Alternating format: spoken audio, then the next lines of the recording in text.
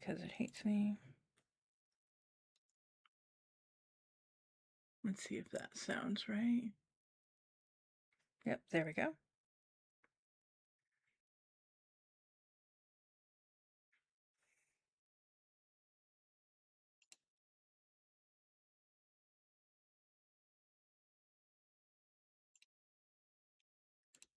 That is also not working. Okay, hold on. All right. Jeff, say something. That is also testing. 1, 2, 3. Hold on. All right. Jeff, say something. That is also testing. 1, 2, 3. All right. Jeff, say.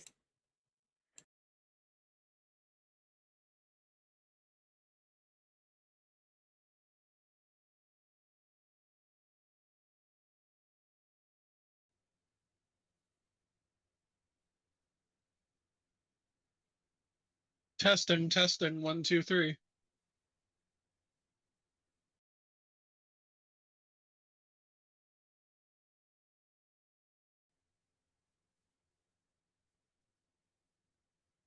How's it going?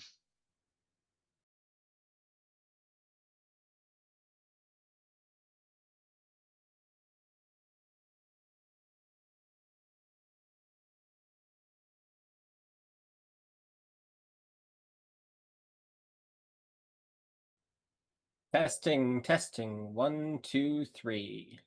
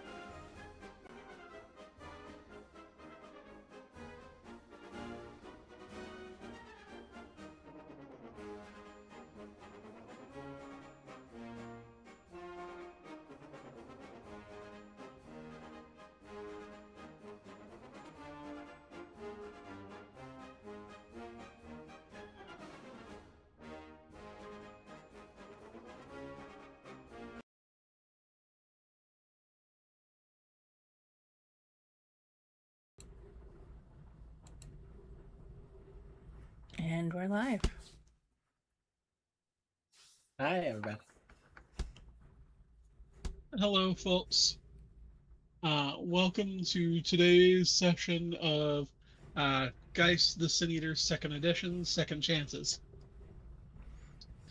Before we jump in, let's go over what all the player characters were doing during the downtime. Who wants to go first? I can. Sorry, 1 second. I keep forgetting I have to use my phone. How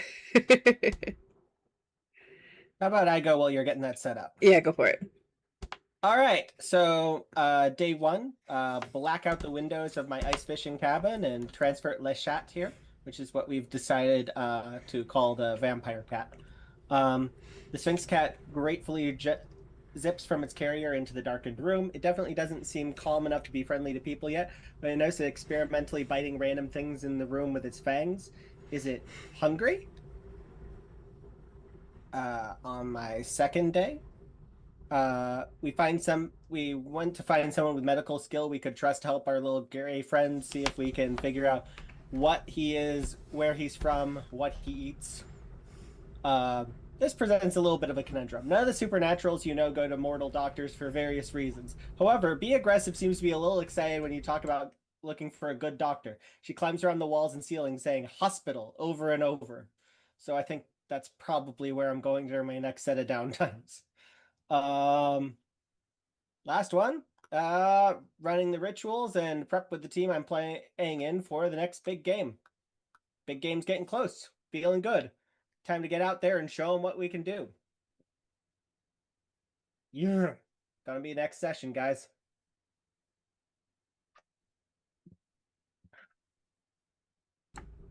Hell yeah. Gonna be next session, all right, guys. Who's next? You ready, Lex, or is Tibbs? Yep, I'm ready. All right. Sorry, I'm just trying to double check your... Gonna be next session, all right, guys. Who's next? You ready, Lex, or is... Is anyone else listening to stream? Sorry, can someone else listen to stream? Give me a sec. I just need someone to see if Jeff is robot-y. Testing 1, 2, 3.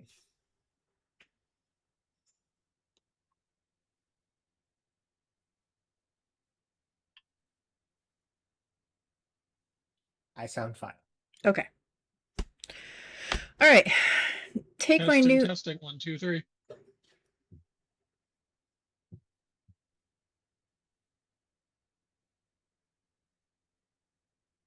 All right, we sound good.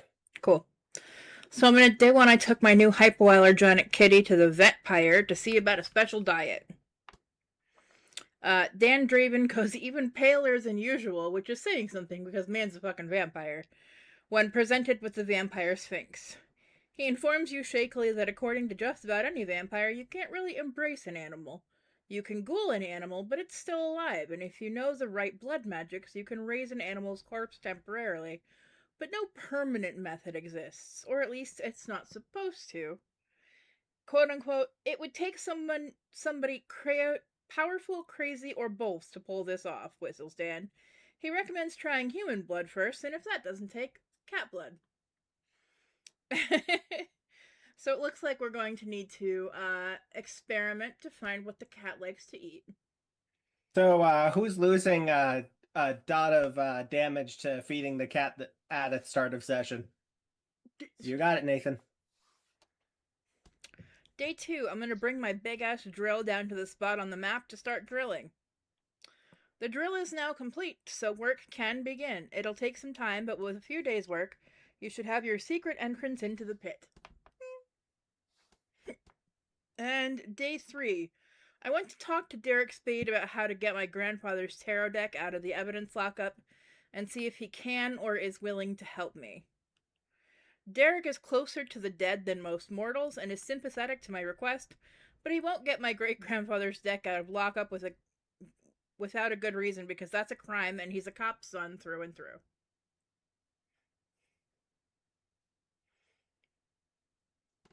So, fuck Derek, I guess. Cops, man.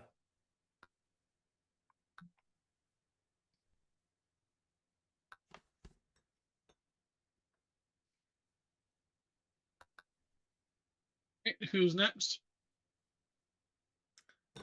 Tibbs is next, but it looks like his PC is muting itself. Um,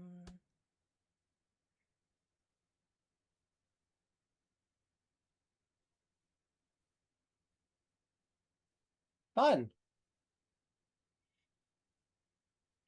the Gremlins.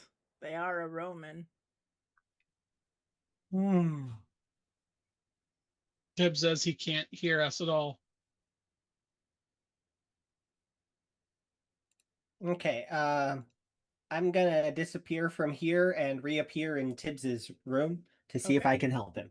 Yep, good call.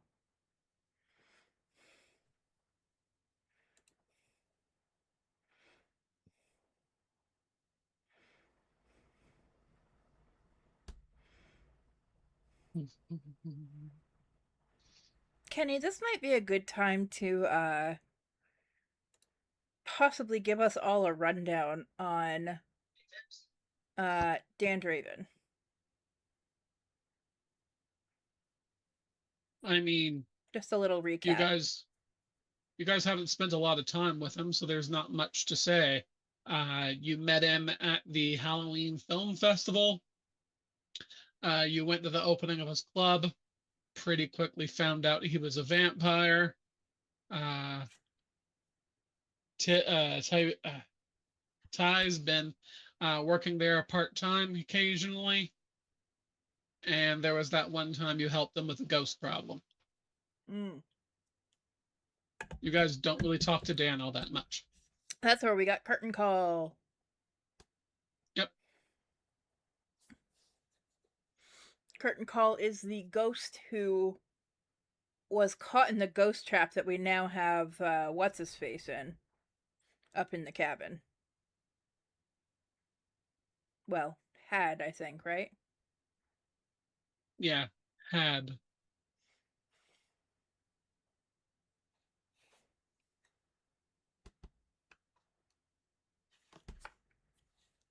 But yeah, since you guys haven't exactly been doing a ton of stuff involving Dan, that's about all you've gotten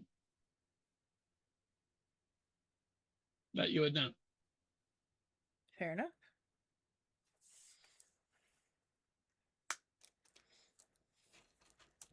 I apologize for the technical difficulties. They are working on it.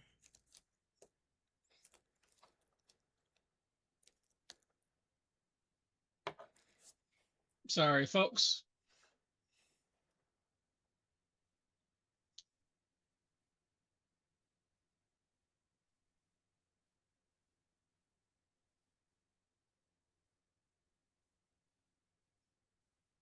In other news, Nathan finally remembered to purchase dots 2 and 3 of the Shroud, and he got 2 dots of Animal Ken.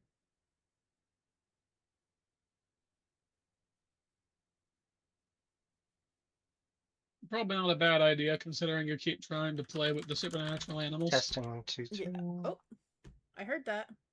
Okay.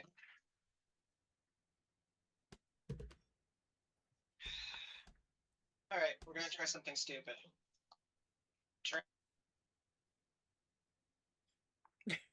I love hearing we're gonna try something stupid, and then everything goes silent.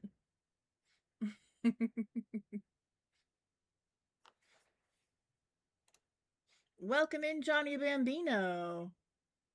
How's it going?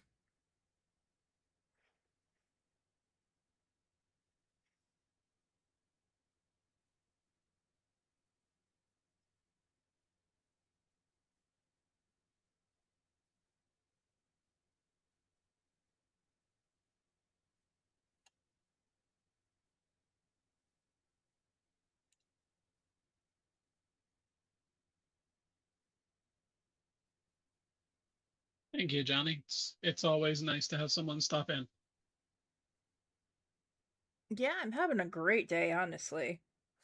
We tried a new creation of Kenny's this morning.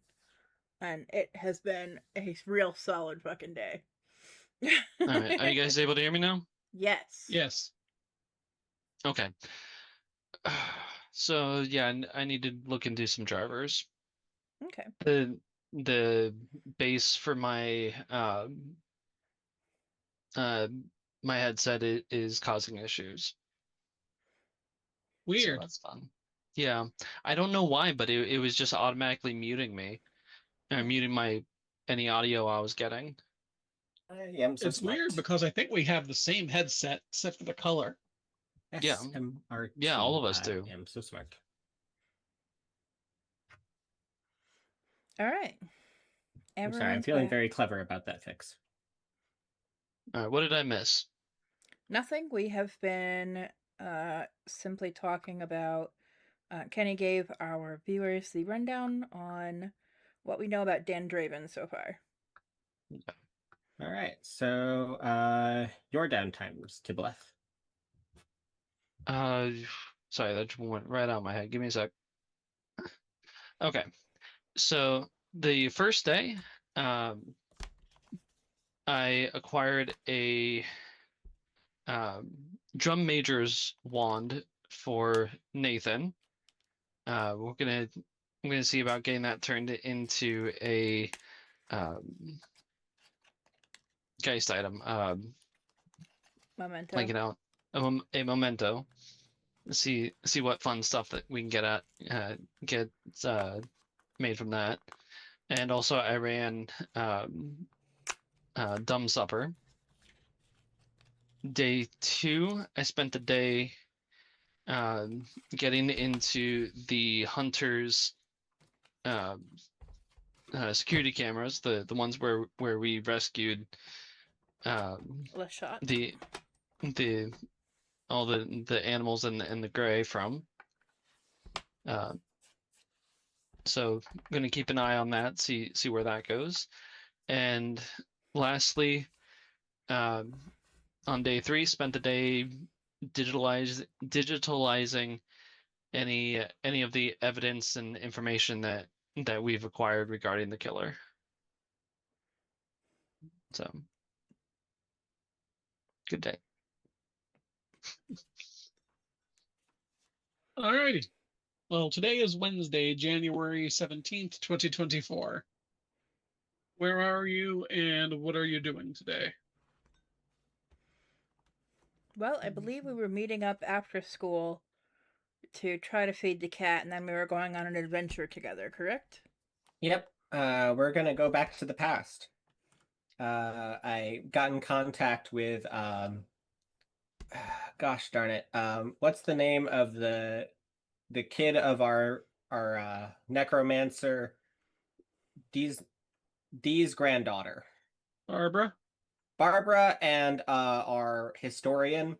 We let them know what we were doing today and asked if they wanted to come along. We need a ban in chat. Moving.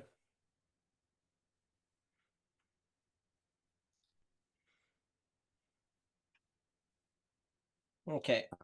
Sorry, I'm in the one account that can't ban anything. My apologies. Give me a second. I'm trying to remember how.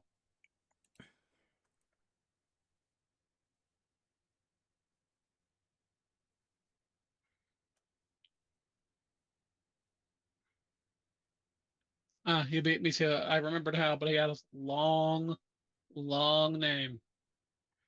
You can also click his long name and click the ban button under it. Yep. Anyways. So, hi, Johnny. All right. So, let's get it started. We're meeting at my uncle's ice fishing cabin where we've been keeping Lashot. Alrighty. So I the have group stopped by the vet, and I have an additional bag of cat blood. How? Don't ask.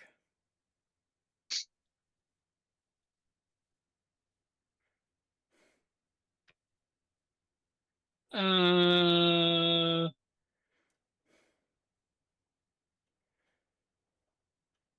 think I'm gonna need a roll of some sort for that. Bear with me just a moment. What about presence plus persuasion? With de-escalation, since I will have just asked for a bag of cat blood. Do you have any merits that would, I do. I have sympathetic and reconciler. what's the text on sympathetic? Basically I've got a real sad face or some shit, and it opens one extra door for me. Hold on. With the caveat of taking a social condition or something. Your character has a pitiful face, a well-honed sob story, or is otherwise just really good at letting others get in close. Once per social maneuver, you can opt to become leverage or take another relevant condition to immediately eliminate 2 of the subject's doors. If your character's burden is bereaved, it is, the subject gains the same condition directed at you. Right. Let's say that if you want to use that, that would be fine.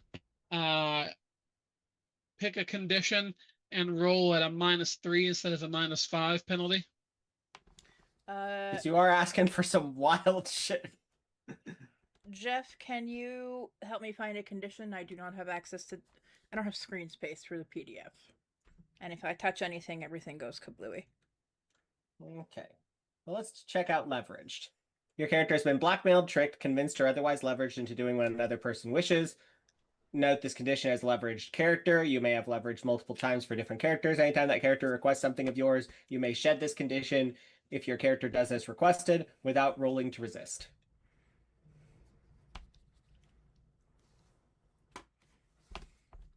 Okay, is there anything slightly less fucky? Guilty probably is a decent one for this. Your character is experiencing deep-seated feelings of guilt and remorse. The character is commonly applied after a successful breaking point roll. While the character is under the effects of this condition, he receives a -2 to any resolve or composure rolls to defend against subterfuge, empathy, or intimidation rolls. Resolution: the character makes restitution for whatever he did. The character confesses his crimes. That's a no. I'm going to keep looking. I'm not doing anything creepy with it. I'm just feeding it to a cat. That's not a crime.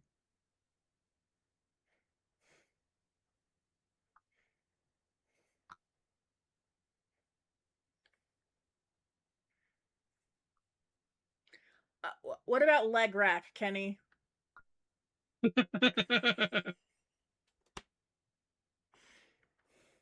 How about lawbreaker? I'm not breaking the law.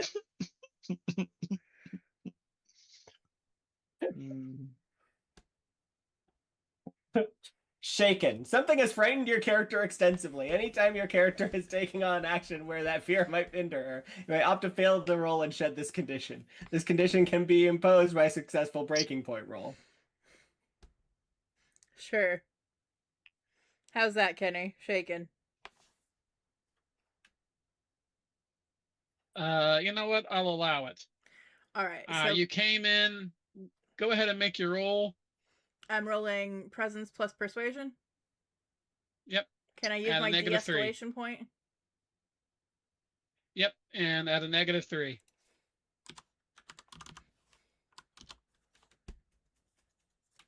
-3 is 7. 2 successes.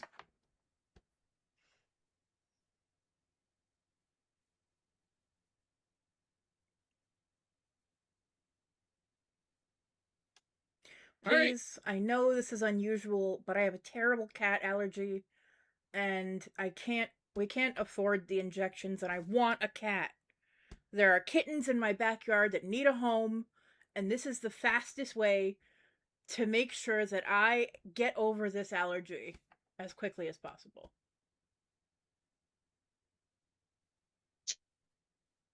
The veterinary assistant that you were talking to, hands over the blood without any compunctions and is halfway through getting it by the time that you finish your request. His sheer enthusiasm and flavor pairing recommendations leave you shaken for quite a while afterwards. The fuck was that? Kenny, I have to know what his flavor pairing recommendations are for this cat blood. For cat blood, very strong flavor. He would recommend something light and airy, like crackers or a light-colored creamy cheese. Brie, got it. Okay. I Please way come to to my. fucking roll with the punches, Kenny. Holy Please shit. come to tea. We're having a brie, a baked brie with a cat blood coulis. Okay, we're good. We're good. So, you showing up? You know, you could have just stolen it, right? Would have been less creepy. So, all right, I guess You wanted the shaken condition. You got the shaken condition. Whew. Okay, we're good. He also has the shaken condition now, though, because I'm bereaved. So. Yeah, he's just realized he handed this stuff out without logging it out, and now he's afraid for his job. All right. So I head over to the cabin. All right, everyone. So you guys are all together. Yeah. What happens next? Well, we're going to try and find where Leshat is hidden inside this dark and scary room. Which means that Nathan plops down on the floor, pulls up his sleeve, and goes, "Here, kitty, kitty, kitty, kitty." I just want to be clear. Aren't you, like, really allergic to cats? Yeah. But this one's a vampire cat and a sphinx, which are hypoallergenic. Nifty. I thought Sphinx were just microallergenic. Like are. they still do it a little bit, but A tiny bit, yeah. okay. Roll stamina plus composure, please. Stamina. Oh, fuck. Plus composure. Okay. Well, that's not a terrible roll. It's just not great. It's actually a really good roll for allergies. 2 successes. All right.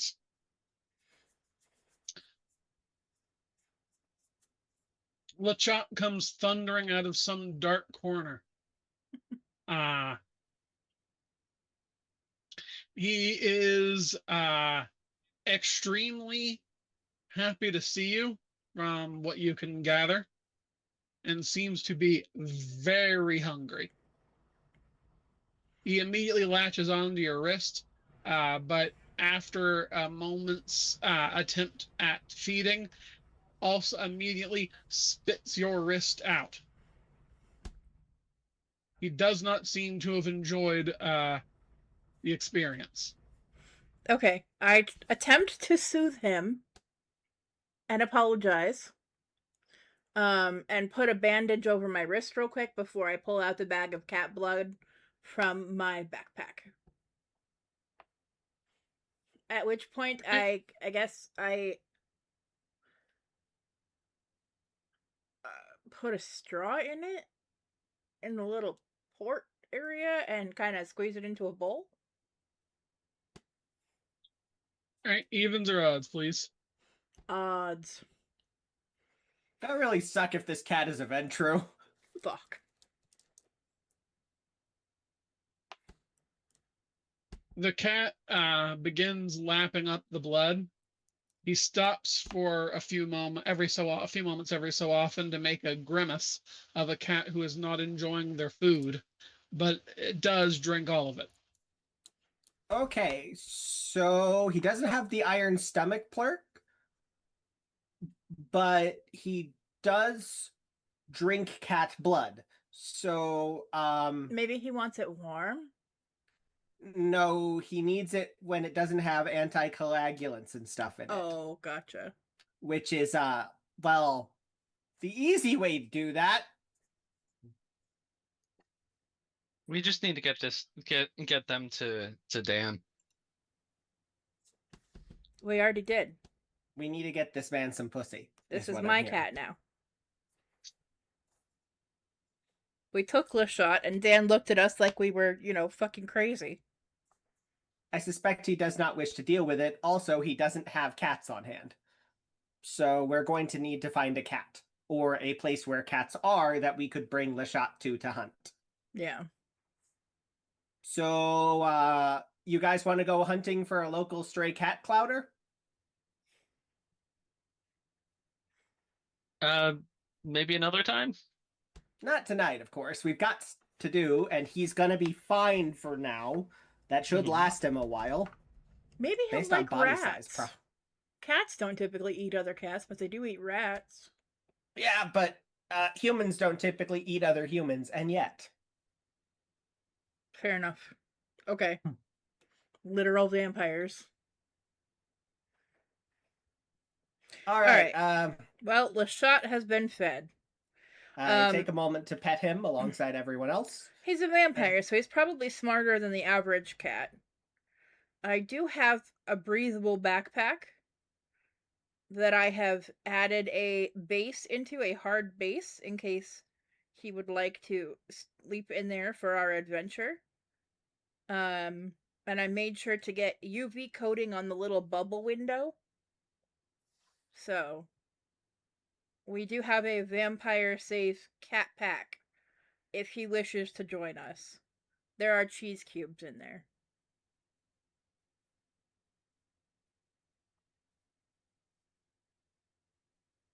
Okay. You know what? I don't imagine it would be too difficult to get one of those backpacks and modify it the way you were talking about. So I'm not going to have any sort of roles or any discussion about availability or anything. But I do want to ask, you guys are aware of what is going on today, right? Do you want to bring the cat to that? Please don't. Okay. He's Fine. I not. leave the cat pack here so that he can get used to it. Also, taking a vampire cat out in the sun, even if there's protection. It's nighttime. Is it? What No, time we just got done with school. It's the middle of winter in fucking Colorado. It's nighttime. Yeah, we've got 1 hour. We've got at least 1 hour. Alright, fine. I leave the cat pack here. And we're leaving. Sunset's around 5, you know? It's like 3:30. I just figured it would take me time to get through the creepy vet office. Fair enough. Shall we go visit our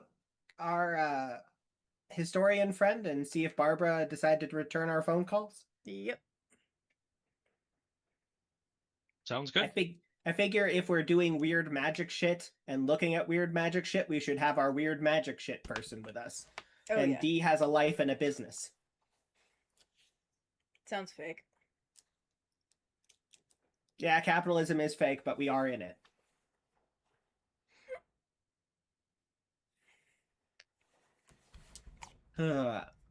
So, yeah, we're gonna go by the museum, Mr. Ripley's museum, and pick up Mr. Ripley, and see if Barbara decided to join us for this evening. We told her what we're doing, and if she's into it, I'd love to have her along. Did you guys get a character sheet for her? It's entirely possible we did. Just a moment. Have a giant wad of character sheets, so it takes me a minute to look through. I don't believe we did. Remind me to make one later. You got it.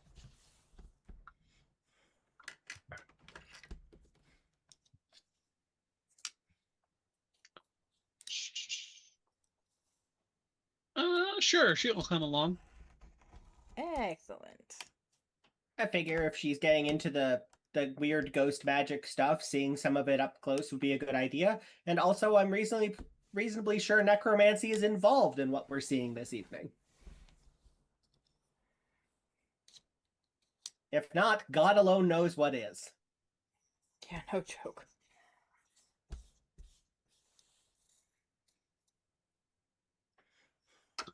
Alrighty. So what next, folks? Knock on Mr. Ripley's office door and ask if he's ready to come join us on a Wild ride. oh, what would be the thing for this? A historical dig, for lack of a better word.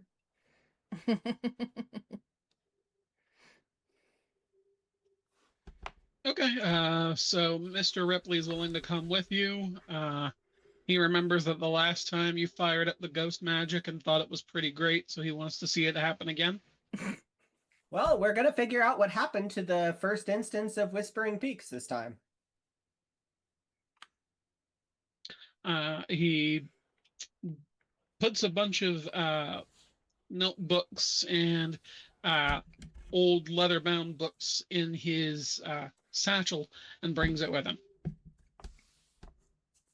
All right. Okay, so we're going to head back to the site of the first draft of Whispering Peaks. I believe we've seen that place a couple times before, and or there's stuff remaining from then. Sorry, I couldn't quite hear you. What did you say? All right, so I believe that Whispering Peaks version 1.0 is the one that basically everybody Disappeared. disappeared, right? Or was that the second version?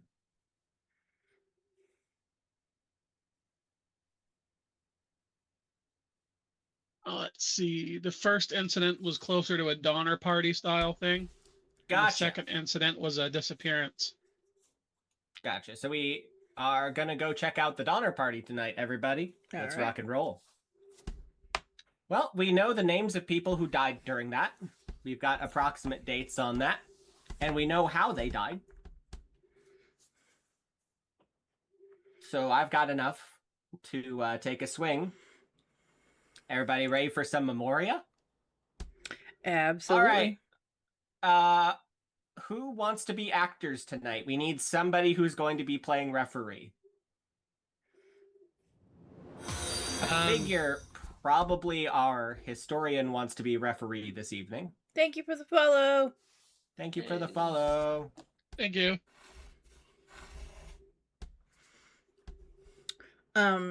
So Ripley's being the referee? I asked if he's up for it or if he wants to be an actor tonight. I would Well, like to be out an of actor. character, do you guys all want to do to engage or what? I would like to.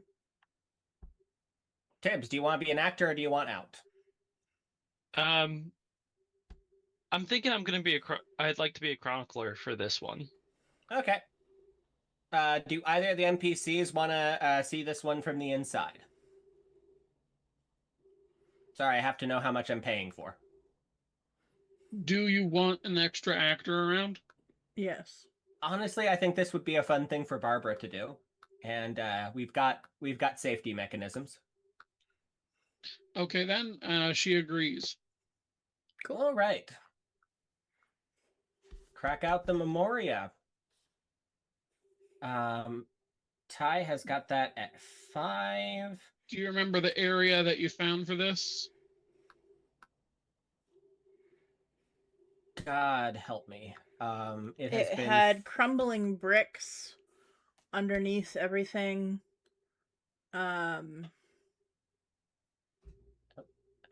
because I believe the graveyard was part of second version, right? It's been a long time.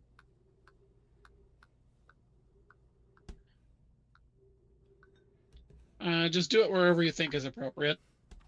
Actually, you know what? I have a historian here. Yeah.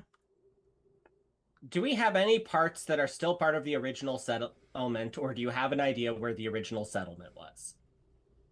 I mean, you did spend several day actions finding an area. That's why I was asking.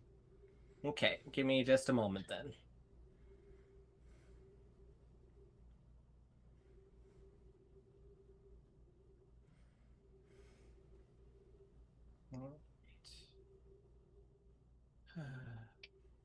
Downtime actions.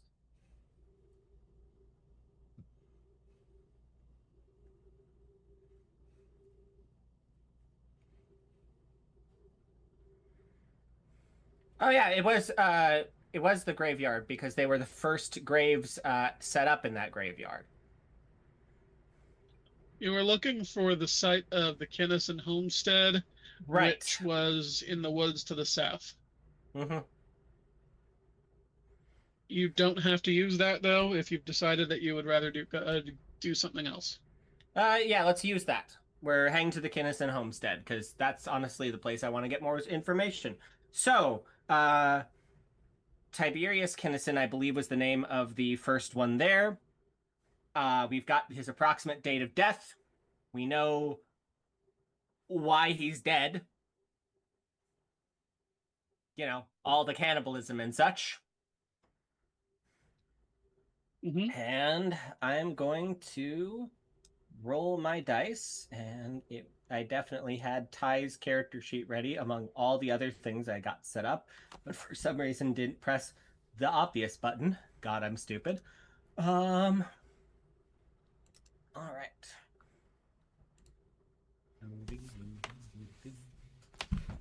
All right.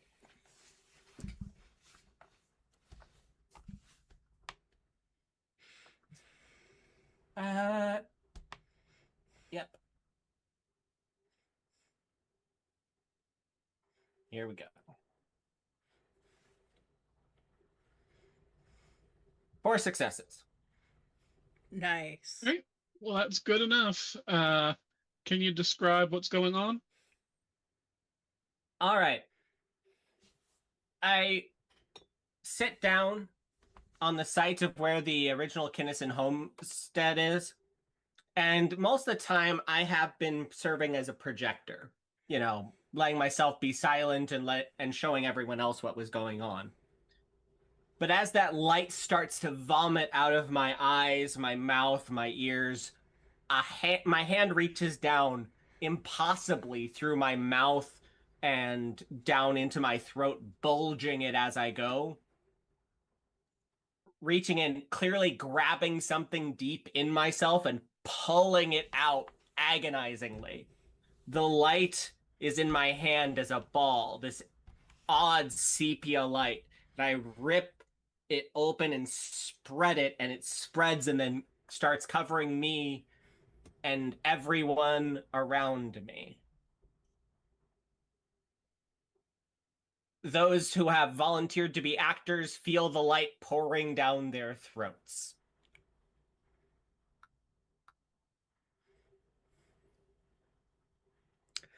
Fun.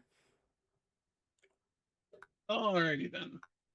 It tastes of cobwebs and something forgotten.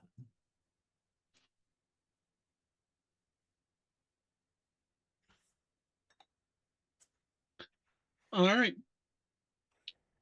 March 4th, 1780.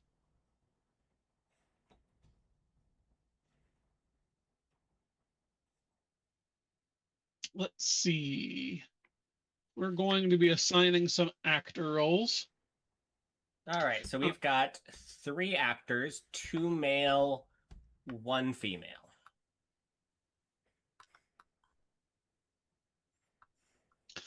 So,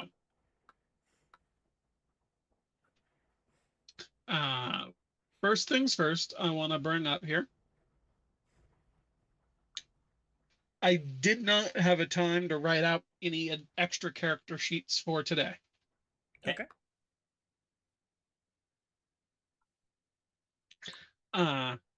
So any roles that are going to be made, feel free to make them with your own character sheets. You got it. We're probably going to not use merits or anything while you're under the influence. Yep. All right, Lex. Can you just do me a chance die roll, please? Yep.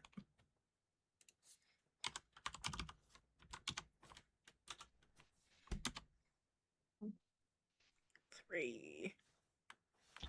All right. Within the Memoria for tonight, Ty, you will be taking on the role of Tiberius Kinnison, Whispering Peaks town constable. You're also a hunter and fur trapper.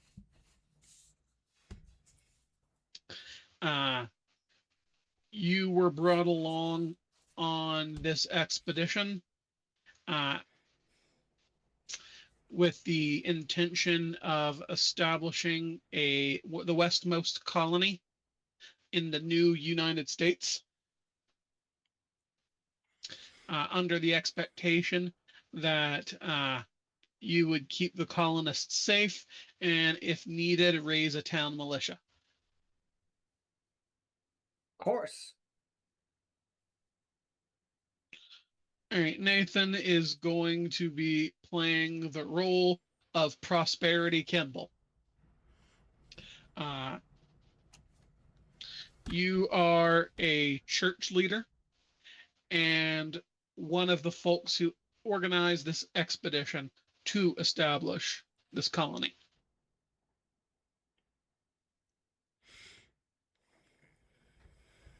And Barbara will be taking the role on tonight of Henry Doyle, a farmer and fur trapper in town. Generally, by trade, a farmer, but with the bad harvest this first year, he's been making ends meet by hunting the local wildlife. Prosperity is always a buyer for a good fur, so that's helpful too. Okay. And just so everyone's aware, we've got the actor condition. I have paid 5 plasm for charges, which means I have 10 charges to use for everyone to poke around at this and learn stuff. Additionally, I'm paying 2 plasm for the following effect. The character may go off script with a reflexive resolve plus synergy roll, making actions or statements that are not part of the original memory and altering its outcome. So when we want to break character, we are able to. I recommend rolling with this one as long as you can until people start eating each other. Okay. Based on the chance roll, I have a feeling I'm the one about to be eaten. So I'll go ahead and set the scene a bit for you. In 1780, Whispering Peaks has not been established very long. Settlement was originally occurred in 1775. Dang, it's not even like properly America yet. We're still one of the colonies. Fuck. Because you went west before the Revolutionary War, no one here was brought into the conflict. But the politics of it has been made things very tense in the town.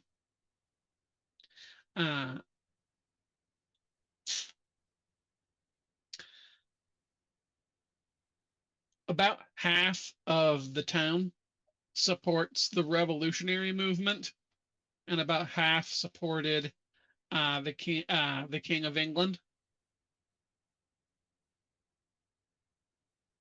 With the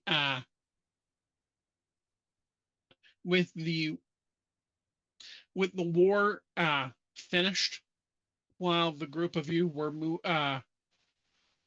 getting set up,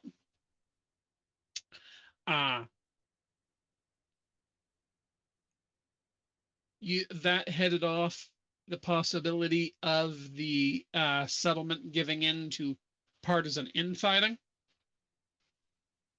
But there has been a pall of resentment hanging over the town ever since. There is a small town square centered on the Chapel of St. Anthony, with a small graveyard having been established behind it. Most folks have established homesteads in areas ringing around the circle.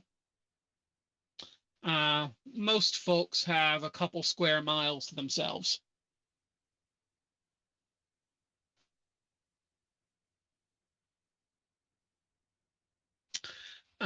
This winter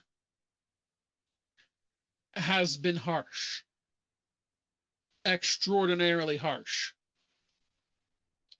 While this is one of the, as far as you know at this point, the westernmost settlement in the young United States of America,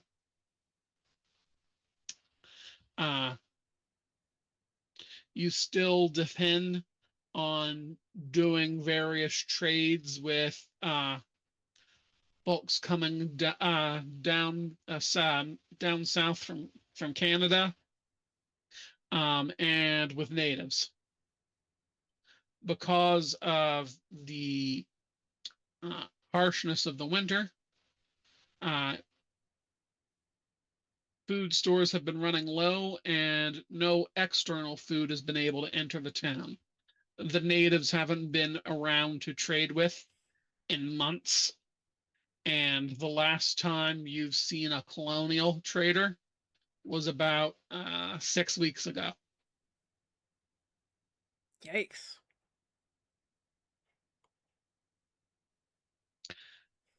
It's a bad time, and deaths have already began. Many of the town's women and children have been sent east.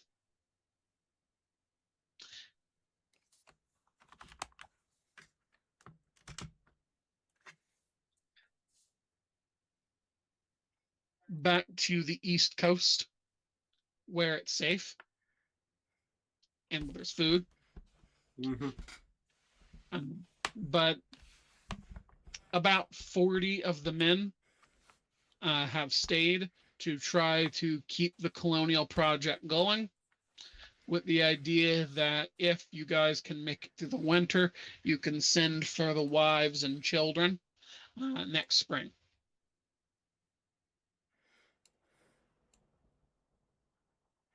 Okay. By the way, I have my laptop out, and I'm very rapidly taking notes of everything that I'm seeing as things are playing out in front of me. Here around in the area where the historical Kennison homestead stood, the Memoria has recreated the area. There is a log cabin, one room, an area for a small garden, as well as a chicken run. No chickens are in the run at this point, with the last one having been eaten 2 weeks ago. And obviously, with this much snow, The garden is barren.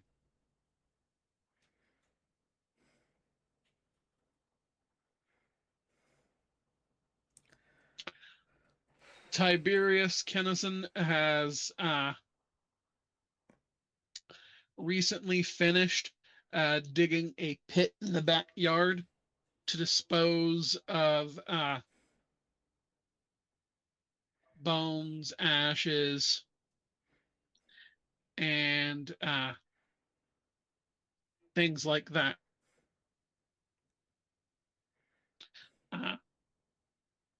When the bones are consigned to the pit,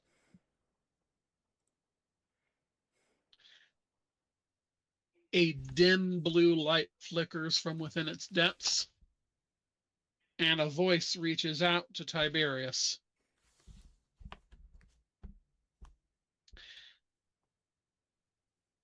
As meager as it may be, it's been so long since I had anything to eat. Thank you.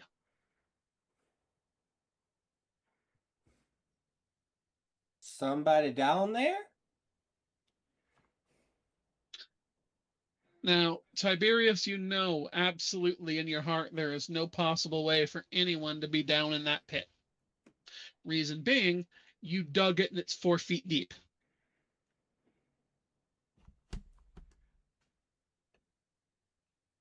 I know, but it's kinder to ask than to assume that I'm already losing my faculties.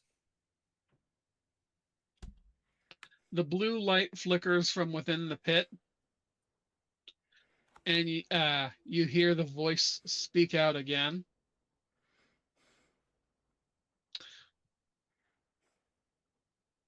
Yes, sir, I'm down here. Do you have any more bones or any other scraps you may need to get rid of? I look around at the remaining pile and kick the rest in. It was already going in there. That's what it's for. The rubbish falls into the pit. It takes much longer to hit the bottom than you anticipated. About 30-40 seconds. After that, you hear the distant sounds of teeth gnawing bone again, and then a contented sigh. Sir, you've done me such a good turn today. I'd like the chance to do one for you as well. Is there anything that you need help with? Anything that you might want? At this point, I just need to keep enough food around to get body and soul through the winter.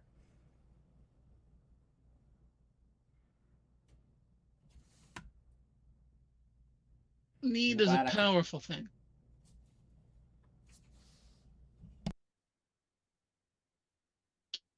Oh, I didn't mean to interrupt you. Go on. Guess I'm just grateful I was able to make sure that someone could, since it sounds like you needed it just as bad. It's been a very long time since I've been fed, said the voice from the pit.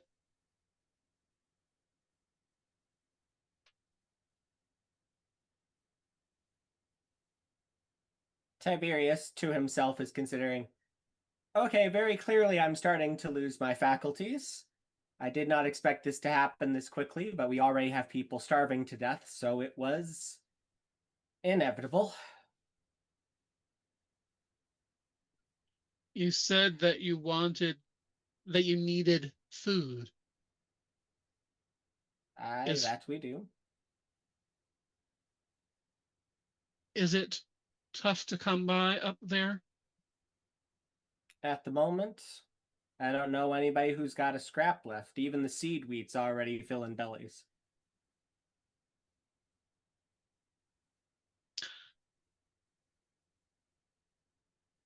I can help with that. Help you with that if that's what you want. I owe you. At this point, I'd take help from just about anybody. I'd take help from the devil himself. It'd get me through the winter. Straightforward question, thing that he would know. Do I have children, a wife at this point? Are there women that Tiberius has sent off eastward? Yes, definitely. All that's keeping me together right now is hoping to see the little one and the missus when spring comes around.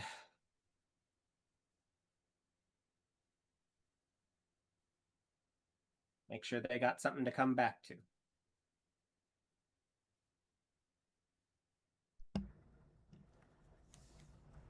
Then I can certainly pay back the good turn that you did me. Yes, the people of this area, I can help them fill their bellies.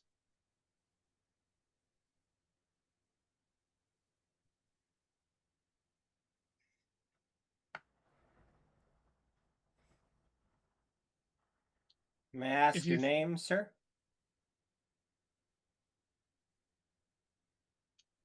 I've had a lot of names over a very long time.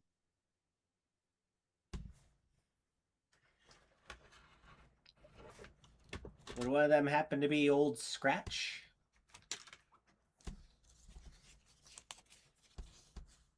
Now, why ever would you think of that? Well, to be honest, I'm sitting out in the woods, talking to a voice coming out of a dark pit. I figure I'm either losing my faculties, I found a way to talk to the devil himself, or I have no idea who you are.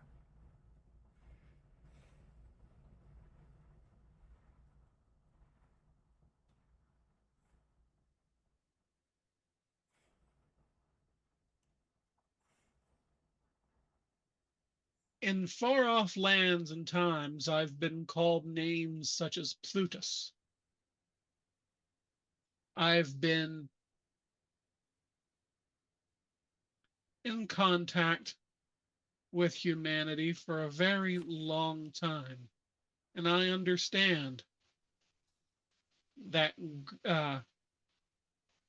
that when you need something, truly need it,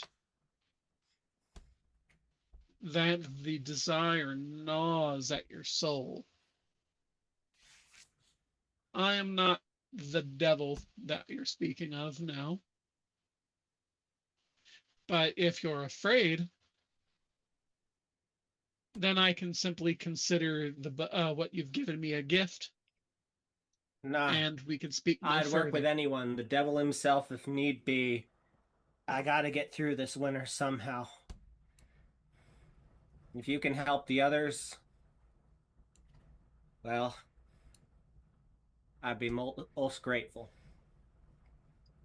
I came out here to protect these people, and I can protect them from just about anything except the gnawing of their own bellies.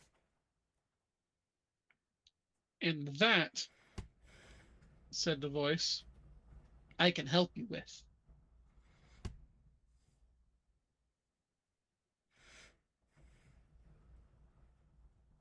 So,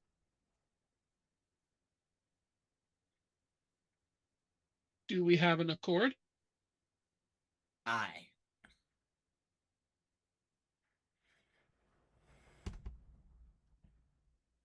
The wind howls around you until you notice that it's coming up from the hole.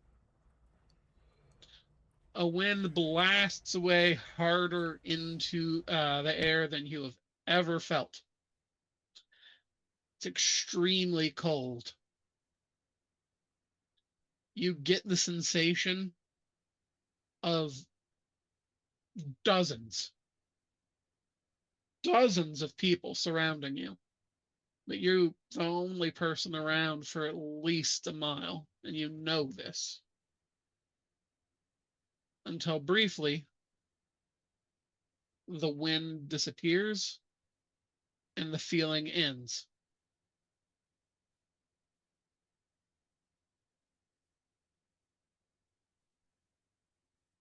If you have anything else that you want to get rid of, says the voice in the hole, I will happily take it. I suspect I can find a thing or two here and there. Thank you kindly, sir. All right, we're going to shift scenes into the town square. Prosperity Kimball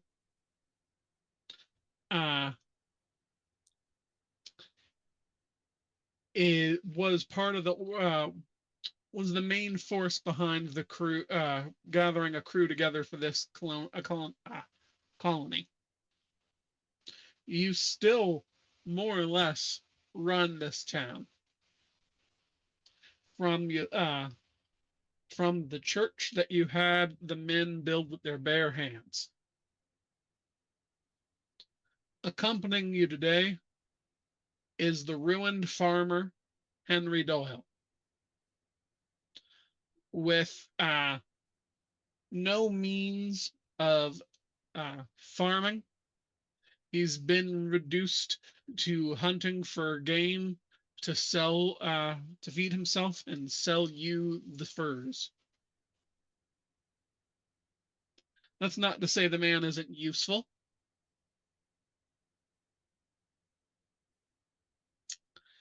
There are less than 40 men in this town right now. Times are hard, but you've got plans to see it through.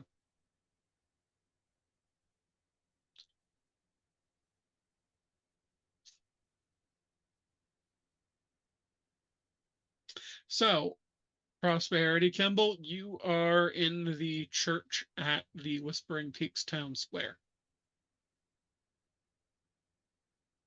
I cannot hear you. Given what we know of the Kimballs, is this a normal church or a church of Mammon? The what you do know is that the Church of Mammon was founded in the 1900s here. Well, this chapter was anyway. Okay, so we're just worshiping Jesus. Okay. What have you been doing going about your day today? Well, I have been seeing to the needs of the flock. Given that we have no food, what we do have, we make do. And when you're starving, hot water helps the stomach cramps. So we have been thawing and boiling snow to bring mugs of hot water to everyone. And reading scripture.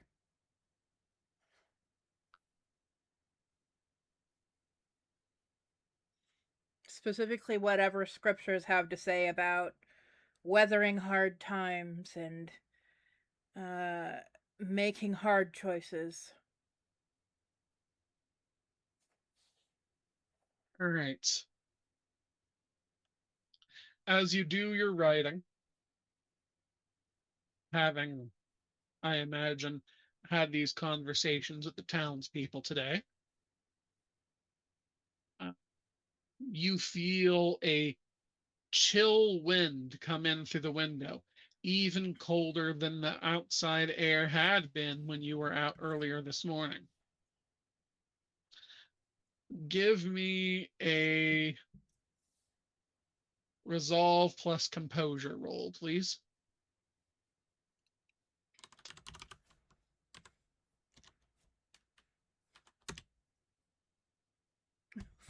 Four successes.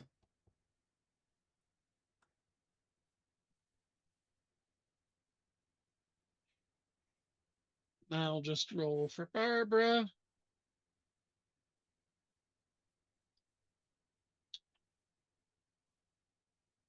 Alrighty.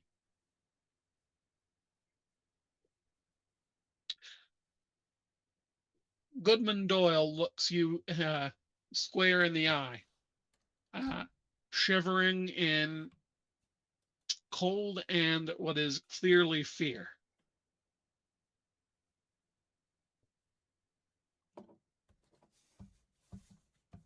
Did you feel that, Brother Kimball? I think I was Prosperity, right? Yeah. Well, Brother Prosperity? Oh, I thought Prosperity Kimball was a woman. Nope. Oh, alright, perfect. I did. I thought I made it pretty clear of saying men like 5 times. You did, but I thought with a name like Prosperity that I was just like some Jesus obsessed woman who decided, don't worry, Jesus got my back. No, naming boys and girls after the virtues was a thing. And I wouldn't say prosperity is exactly a virtue. Depends on who I you're mean, worshiping. you can't really choose to be prosperous.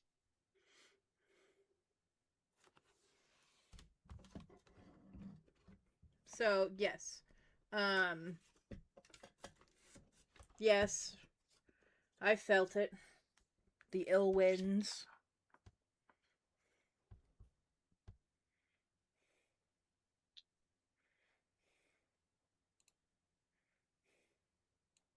Goodman Doyle falls to his knees in prayer. Please, Brother Prosperity, bless me. This, this, the ill wind that blew through this house of God is surely an omen of our ends. There is no such omen. We bring our blessings upon ourselves, and the fact that it was only a cold wind shows the strength of our house of God. Have faith. Have faith, Farmer Lowell. The Lord will deliver us a miracle. Give me a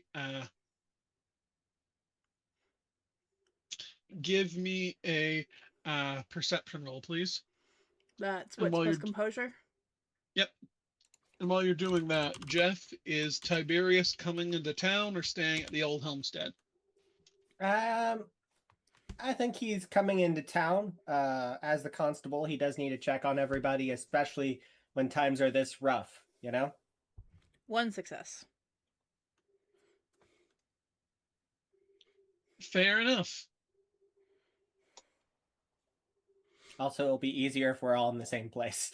Yeah.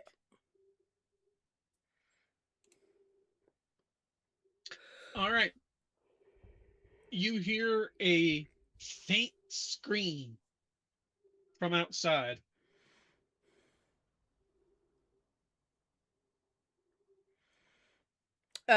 Prosperity rushes to the door, throwing it open but not stepping over the threshold. Arm out to bar Farmer Lowell from leaving the door as well.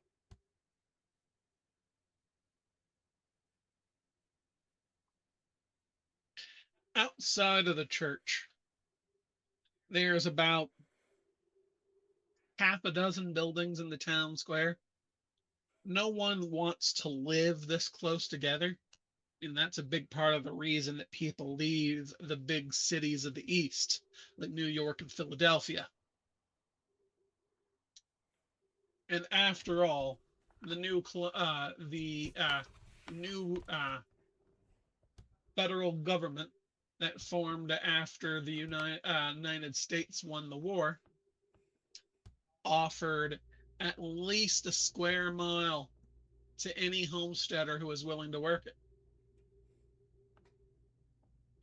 So the only stuff that's out here in the town square are the buildings that by uh, common vote, were considered too important or otherwise necessary to the running of the town to be sequestered on a homestead. Uh, there's Dibbler's General Store. There is a small inn and tavern. Uh, Usually serves, at least when it was open, usually served some sort of game meat, stew, things like that.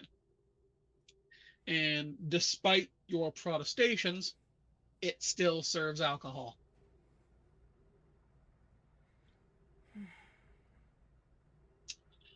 There is a grain silo, now nearly empty, on the last crate of grain that was gathered over last year's harvest. A stable and a smithy.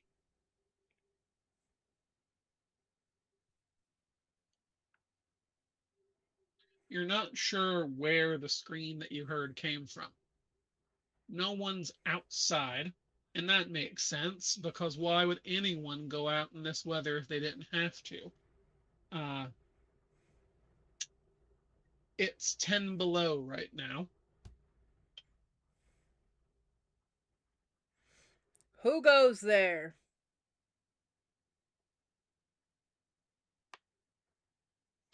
Evens or odds?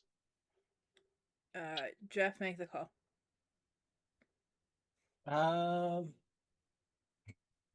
You did odds E- last, so evens.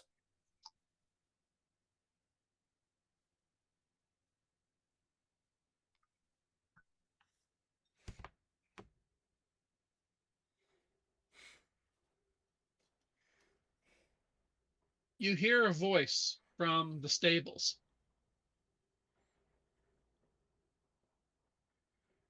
Brother Prosperity, is that you?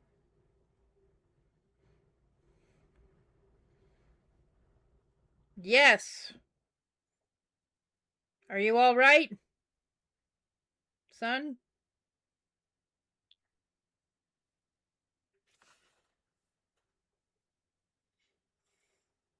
Please come, Brother Prosperity. I got kicked by one of the horses. I can't move.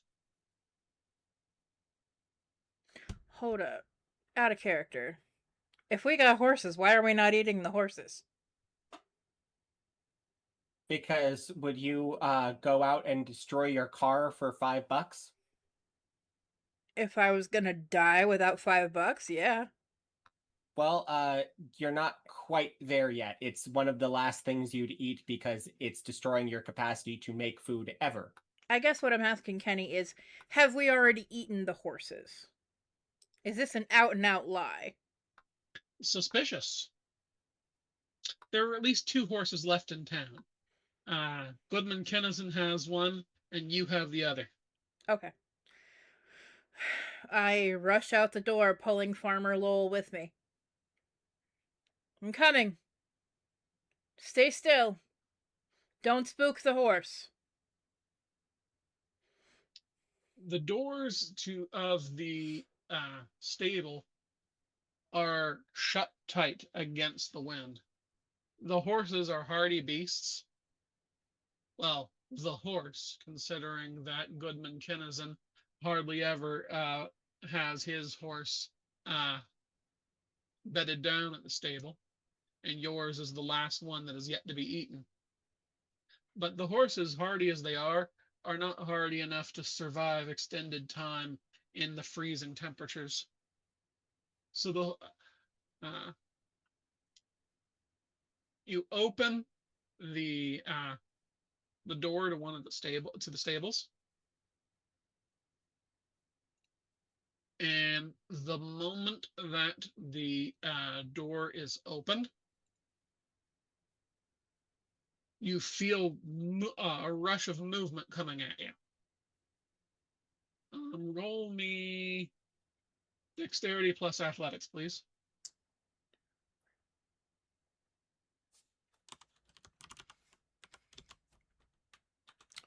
Well, I sure hope Prosperity Kimball was.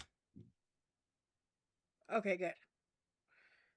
I only had 4 dice on that roll, but we got 1 success.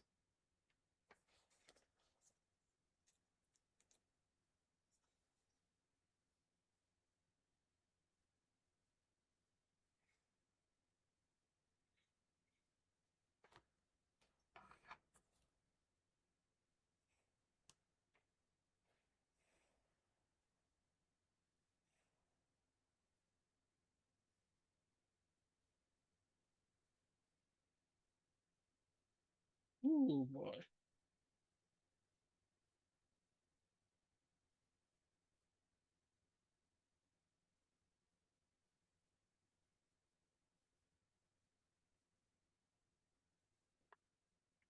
Alrighty. So, Prosperity manages to dodge whatever came at him. Stepping back, you now have a better look at your assailant. The voice was apparently that of the stable hand, Reason Campbell. He's one of the younger men, only in his mid-30s. Practically a boy.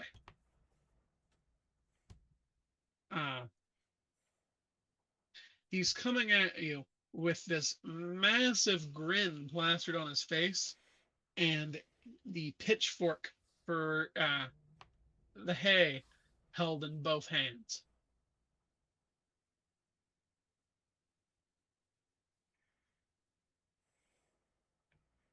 Where are you hurt, son?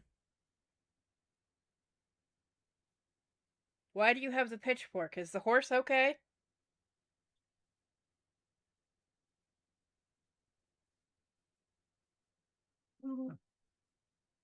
The question itself is moot.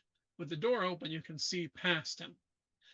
Your horse has been jabbed in the neck and stomach multiple times with the pitchfork, and there are multiple mouthfuls of meat bitten out of it. The horse will last longer with fewer of us here. And besides, says Goodman Campbell, raising his pitchfork again, I'll have a better chance of making it to spring with more meat. Do you wish to run or fight? I wish to social. All right. How many doors are we looking at? And you said we can't use our merits, right? Yeah. All I'd right. say 3. All right. Let's go for presence plus persuasion with de-escalation. Sure. All right, so I'm going to roll that. -3. -3? Okay. Mm-hmm. Can do. 2 successes. Now, boy, Right. that's a bad path. This is not the way God wants us to. Oh, fuck, I'm not good at this. That was out of character, sorry. This is not how we should live. These sins will taint your soul.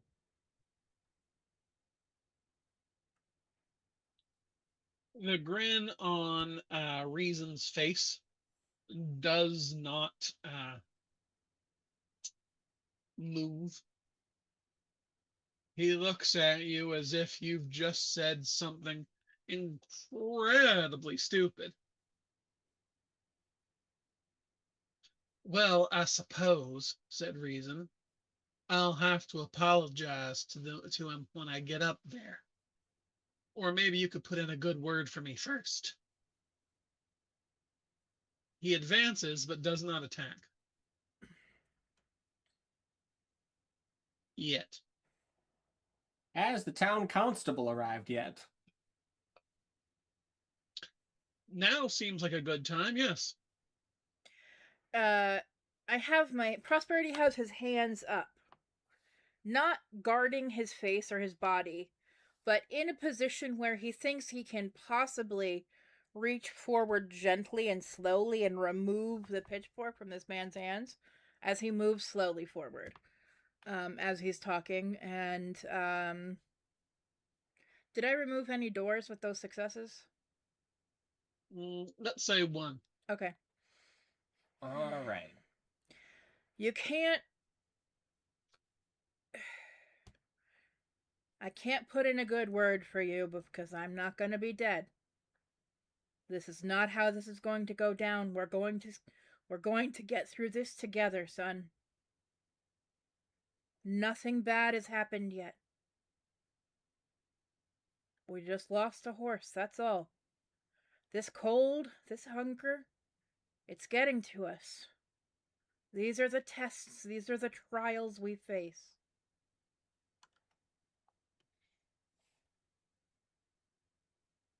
All right. While he is distracted by the talking man, I got brought here to keep people from fighting each other. I arrived on scene to notice that our preacher was being menaced with a pitchfork by, well, let's put it this way. The stable hand who clearly has gone a little bit off his rocker. And well, after a conversation this afternoon that didn't seem to go anywhere, has me feeling a little bit there too. I feel like it's all the more important to start stopping this sort of thing before it gets any worse. I ripped the pitchfork out of his hands. That's a strength plus brawl roll of 4. Okay.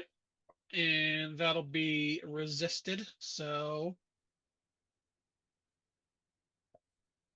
you give my roll.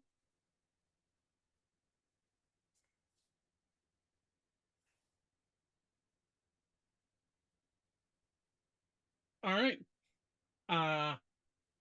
Reason Campbell failed, so congratulations. You've got a pitchfork. Get the town together. He tried to stab you, right, Reverend? He didn't make any advances such. He just killed the horse, which it was probably time for us to eat anyway. This boy ain't done nothing wrong. I turned to the man at his side. Tell me what you saw. All right. Are you talking to the guy that you just took the pitchfork from, or Barbara playing Henry Doyle? Barbara playing Henry Doyle. Goodman Kinnison, Mr. Campbell,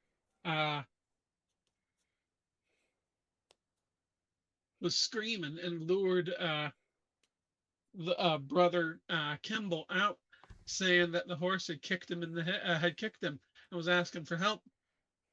He laid a trap and tried to kill the brother.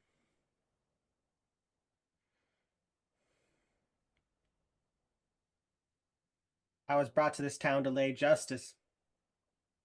I'm gonna have to get the town together. Get together a jury. Sort this out properly. Need to make sure everybody gets their heads back on straight. You go take that horse out and butcher it up properly. If it's meat now, we better not waste it. And I appreciate you trying to save his body, but his mortal soul is the thing that needs saving. There's still a chance for him. That ain't up to you, Reverend. That's up to the town. It's justice out here or nothing. So,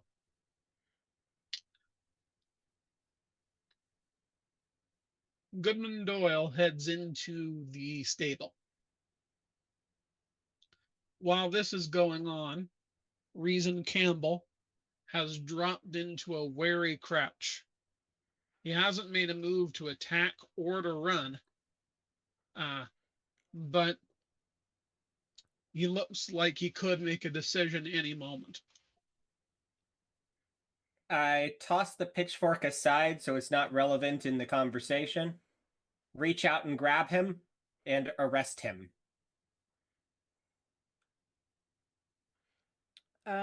Prosperity heads to the town center, not very far from the front door of the stable and the front door of the church, and rings the big bell.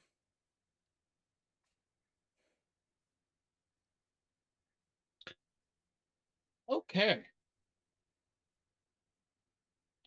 So, the bell is rung, and after a few moments of wait, a few of the remaining men in the area come from around the back of the buildings or through the doors, and they make their way towards the area where the group of you are.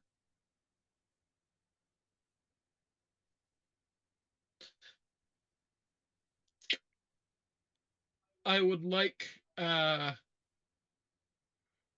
Nathan and Ty to give me perception rolls.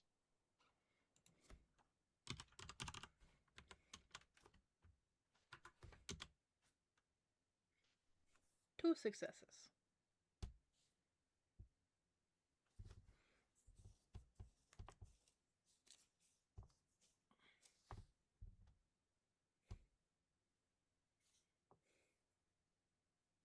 Three successes.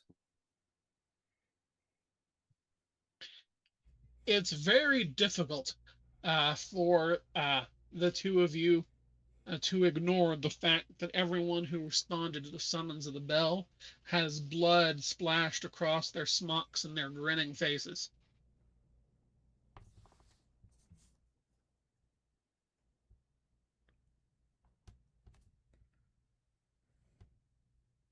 I remember a voice and a shiver went through me that has nothing to do with the cold. Gentlemen of this town, I have, I assume I have some sort of manacles or something, some sort of, or a rope or whatever. I have bound the arrested gentleman up on whatever amounts to a place I can stand to talk at people on. Yeah, As like made an little attempt wooden to dais. a little wooden dais, and well, I'm on the dais. I address everyone here. This man has attempted to murder our good reverend after stealing a horse, already a hanging offense. The horse is dead and is being butchered as we speak. The reverend will be determining what to do with its remains. But it is our duty, solemn and sure,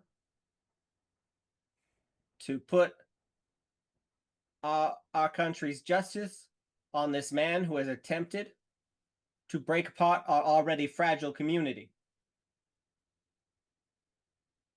Will any volunteer for the jury, or will I be making selections?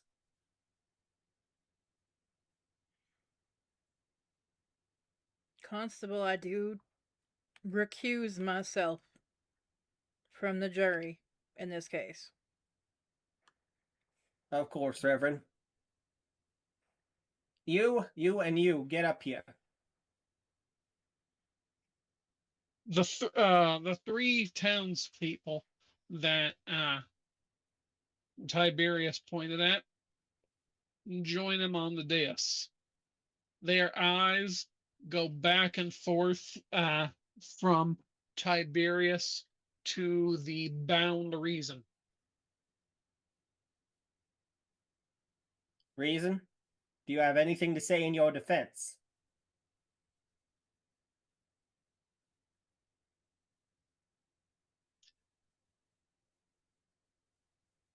Reason Campbell breaks out into a long, loud laugh.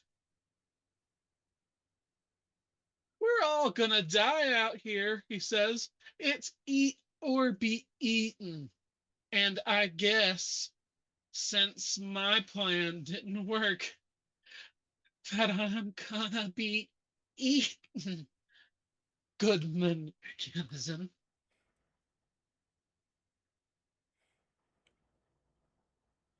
Now ain't nobody gonna be eating anybody, son. We got a Reason, perfectly fine horse. Reason starts laughing again as the other two townsfolk are joined on the three townsfolk that were brought up are joined on the dais by the other two, who push past Tiberius and make towards Reason. I see no reason to continue this. He's unafraid and unrepentant. Men of the jury, I submit this man should hang. All in favor? The folks who joined you on the dais aren't listening to you anymore whatsoever. Instead, they drop to their knees around Reason and immediately begin biting, scratching, and tearing pieces off of him while he laughs and laughs. Someone who brought what looks to be a butcher knife begins cutting open the man's stomach, and the group of 5 people begin pulling out and eating intestines slick and wet with blood. Okay. I believe you said explicitly I don't have access to my merits right now, yeah? Yeah. So what's the roll to not vomit here? Stamina plus something, I assume? Probably composure. Yeah, let's make it stamina and composure. All right. -5. Well, I started with an 8. That's a 3. You hold your lunch. Nice. Barely, but I manage. Prosperity fishes out his cross. He's wearing one. He's, the priest or whatever of this place. And he holds it up at them.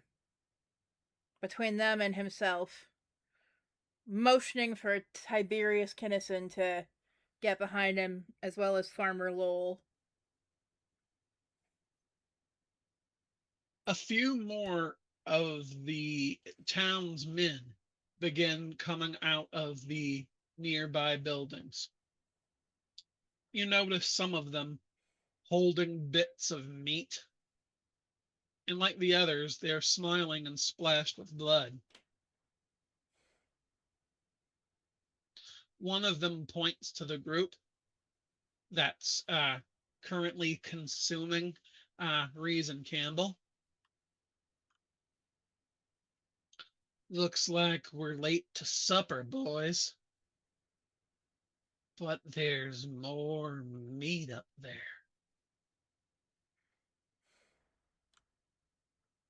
Father? Yes. I feel the devil himself has come out to these woods with us. What man among us would make a deal with the devil? I do not know. What man brought these dark times upon us? Repent! Repent and be saved! I feel that the only thing I can do here is to stop these men from tainting themselves further. I do not think I will have time to get together a jury. As my witness, Father, do you feel there is any other way? You do what you must for the laws of men.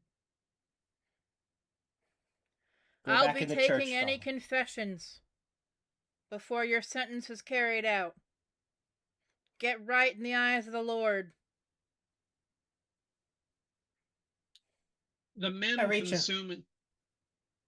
consuming Reason Campbell do not flinch at any of this.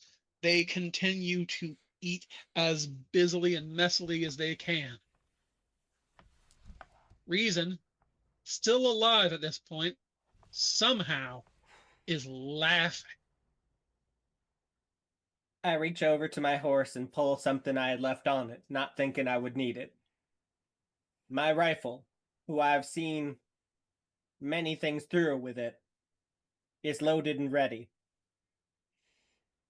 All right, with this being a flintlock, it's going to take a full round to reload.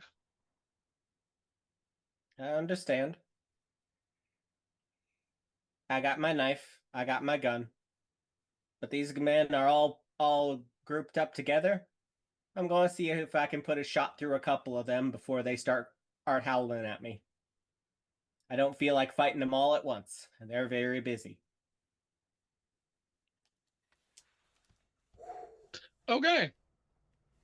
So normally I would just say a roll for initiative, but considering that this is more of a narrative thing right here than an actual fight, uh, if you wish to shoot, that will be wits plus firearms. All right. Can I assume that this man knew how to fire a gun, even if I don't? That would be true. Yeah, absolutely. So just for the heck of it, let's say three Thank you. firearms. Thank you. It's my fault for not writing a character sheet for the historical characters. It's not a problem. And this is normally going to be okay. It's just the one instance where it doesn't make any sense. And you fixed it in 3 seconds. 2 successes.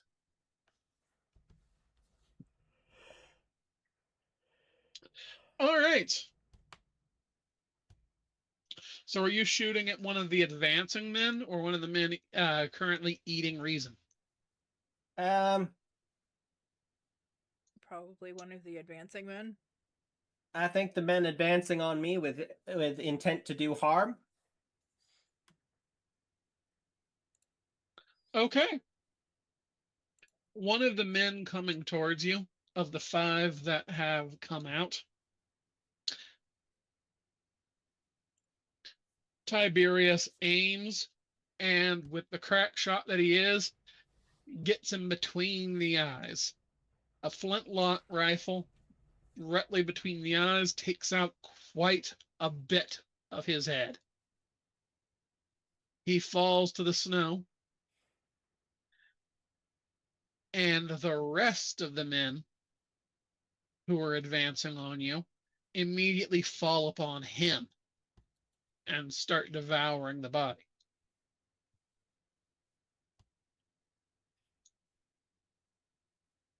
This ain't right. I very slowly begin reloading the weapon, getting distance from the murderers out to something that's a better range for me than somebody making a bolt for it. I lead my horse off, getting ready to mount if I have to run. There's only 3 sane men left in this town. I'm going to make sure all of them walk away. Prosperity is sending up a prayer while he's also backing them toward the church.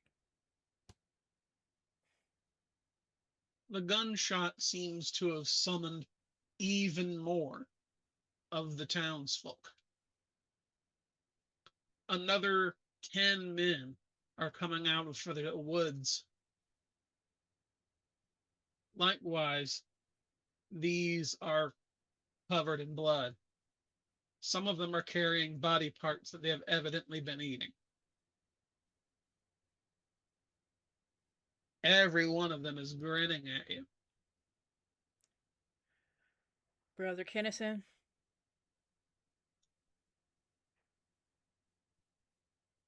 Tiberius.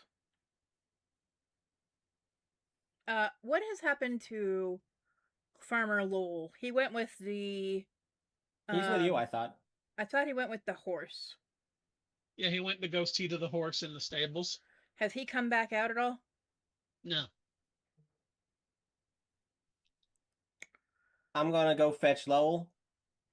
You see I'm gonna get the Audrey horse here? saddled up. I ain't see gonna the Audrey interrupt, but it here? was Doyle anyway. Doyle. Yeah, remember the Doyles? Yep. Yep. I'm gonna go fetch Doyle. You see Audrey here? They start moving on you. You mount up and run. Ain't gonna see you buried tonight, preacher. You see me get on that horse, you better come running. I head into the stable and hope to God I'm not finding another body in there. Prosperity starts checking all of the latches or whatever on the saddle, making sure everything is tight and ready. Right. So, Tiberius goes into the gloom of the stable. Doyle? We got bigger problems than butchering up a horse right now. Your words echo around the stable. And then you hear an unfamiliar voice. Goodman Kinnison, says this calm and smooth voice. Come, I've been talking with Mr. Doyle here. And I think that it would benefit you to join our conversation. Your voice seems awful familiar. Is this how you intend to defeat our people?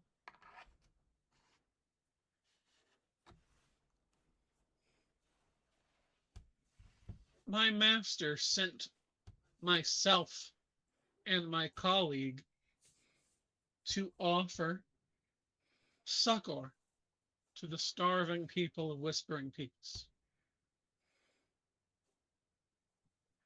The voice draws nearer. You find yourself looking at a man in airy gray robes. They don't look like anything you've seen in the Americas. They look like, if anything, something you've seen in the paintings from the Bible times. This person is carrying a golden plate upon which there are hunks of roast meat. When you look at the person in the face, you see that there is no face that you can judge. Simply a gray mask inscribed with what appears to be a lily.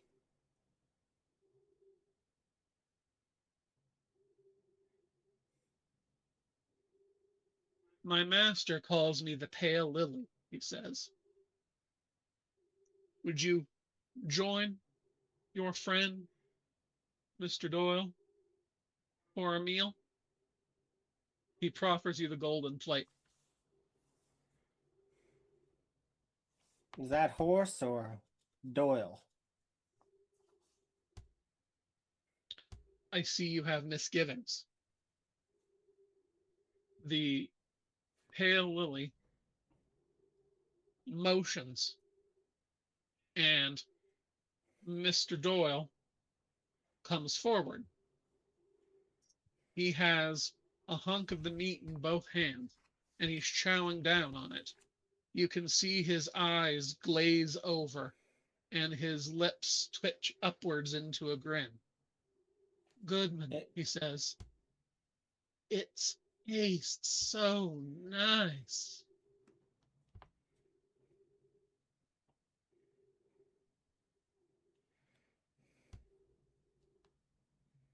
I look down at the plate, and I think about the men outside, who, if I fight them, I could probably take a good chunk of them. Could have done the 3, maybe the 6, especially with them being all distracted. But everyone in town's arrived now.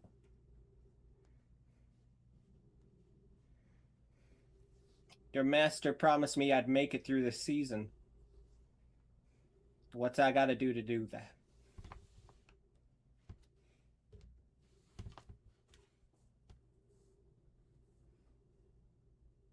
So he did,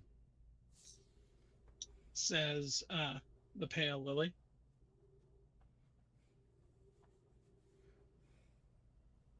I remember that what mortals need is food. Won't you join us for the meal,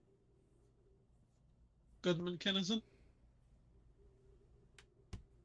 Goodman Kinnison looks down at the plate. His soul has already been damned by what he did. He could still see his daughter again. Or he could get himself killed by whoever next needs a meal.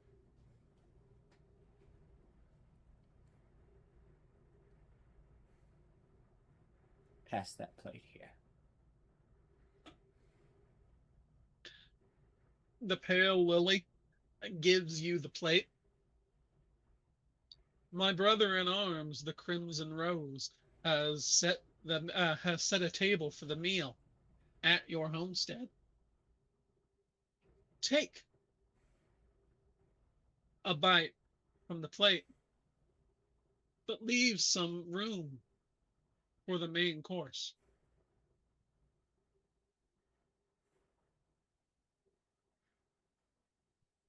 I swallow and chew and try not to think about who it must be.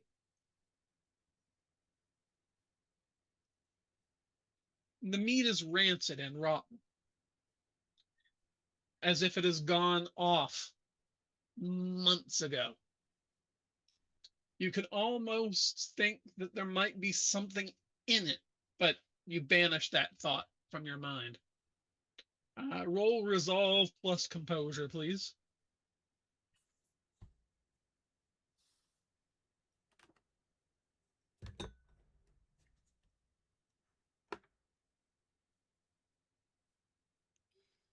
Two successes.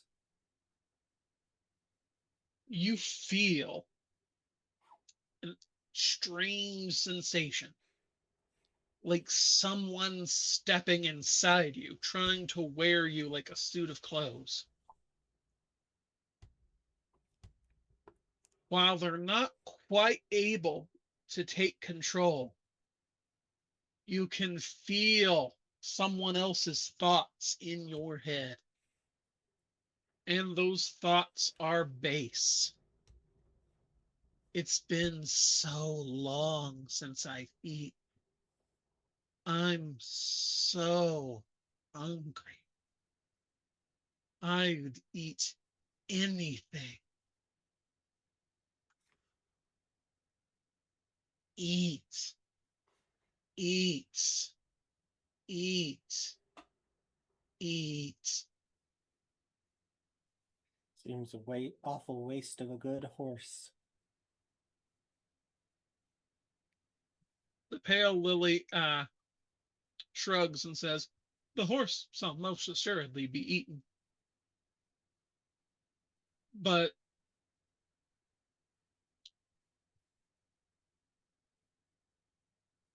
there is other game that is flightier that must be dealt with. The pale lily cocks his head. You aren't possessed.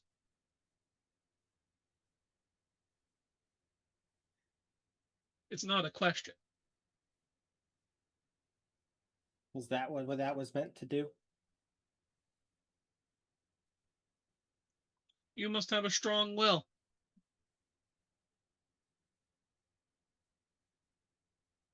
Join my brother in arms and I for the meal at your homestead. The apparition holding the plate disappears. The meat stays in your hands, and you find yourself staring into the mad eyes of Farmer Doyle as he eats with the rest of it with gusto. I would like to make a resolve plus, I believe it was synergy roll to try and snap out of this. You aren't actually possessed, but you want to snap out of the entire Memoria? I want to go off script. Oh, okay. Yeah, that is a thing that you can do.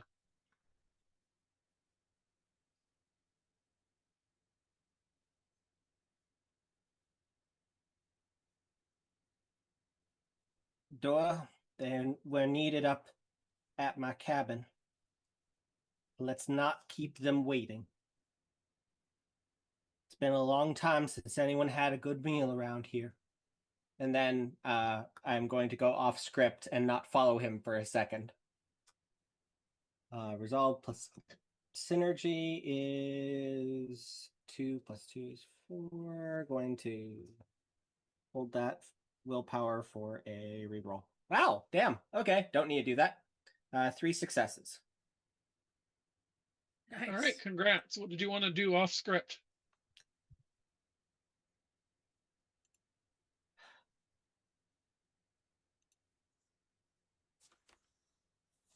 Ethan, Yeah. Oh. I swear to God, if you let any of the others eat human flesh, even under these circumstances, I swear to God, I will wear your goddamn skin as a fucking backpack. I'm gonna see this through. Well, you best wake somebody when it gets that bad. Mhm. I'm gonna start waking. See if I can wake the others up. Like pull them off script. Well, you've been watching, but the only one so far who hasn't eaten something from that plate would be Nathan. That Nathan's gonna be my priority. All right. What do I roll to wake them up? What was the roll, Jeff?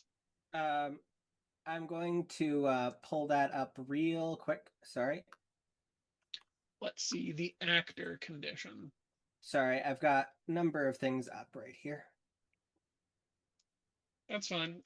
I'm going to look up the actor condition while we're doing that too. Anchor, bound, Geist, controlled, engulfed. We should probably start screen capping these and putting them in the player channels.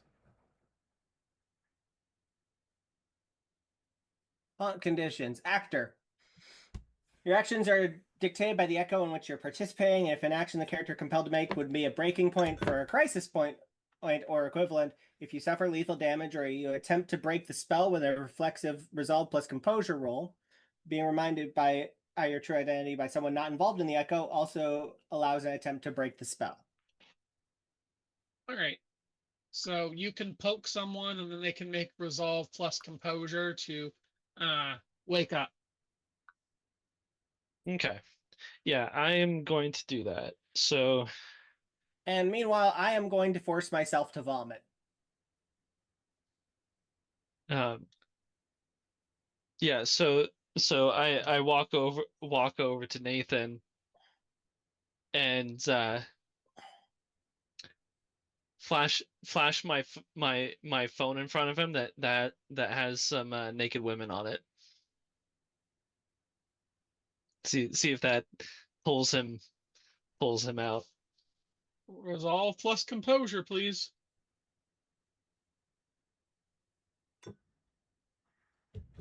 So am I rolling that or is Nathan? Nathan. All right. So resolve plus composure. Yep. Yep. Yeah. Ethan, just flash some naked women in front of you. 3 successes. Well, that's enough to wake up and allow you to go off script. Fuck yeah. All right. Now, this being said, at this time, Prosperity Kimball is being surrounded by those of the men who have finished their meals and have not likewise become one. So, about 24 people. They haven't formed a tight ring, but you can see that they're slowly making their way towards you and the horse, making a bit of a ring, circling. Uh, they're forming up in a very loose circle, but every so often, one or two of them will take a step forward, with the circle closing very slowly as a consequence. All right. Well, Prosperity is still in pretty good spirits. He has his God on his side, and he has Nathan at the wheel. So, basically Jesus here. Um Nathan, take the wheel. Someone has a high opinion of themselves. so Nathan jumps on the horse. And it's a good thing that Prosperity has, practice with this because Nathan does not.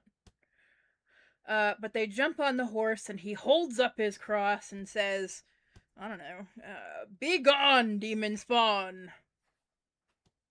And kicks the horse forward, trying to get to Tiberius Kinnison, who he does not realize is now partaking of flesh. Okay, so the doors to the stable explode open.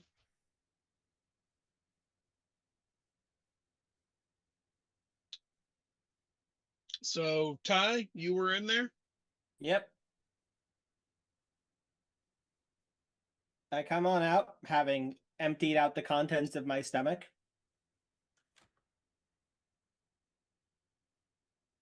Wave off the Henry- preacher. Tell him to run.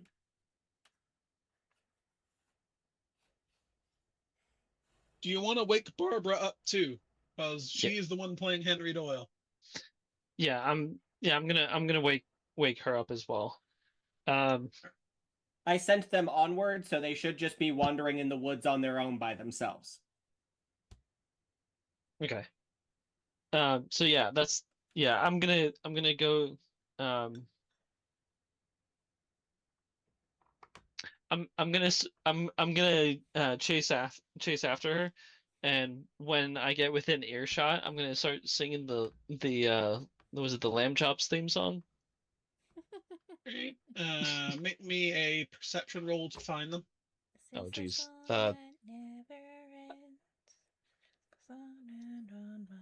And that's wits plus composure, right? Yep.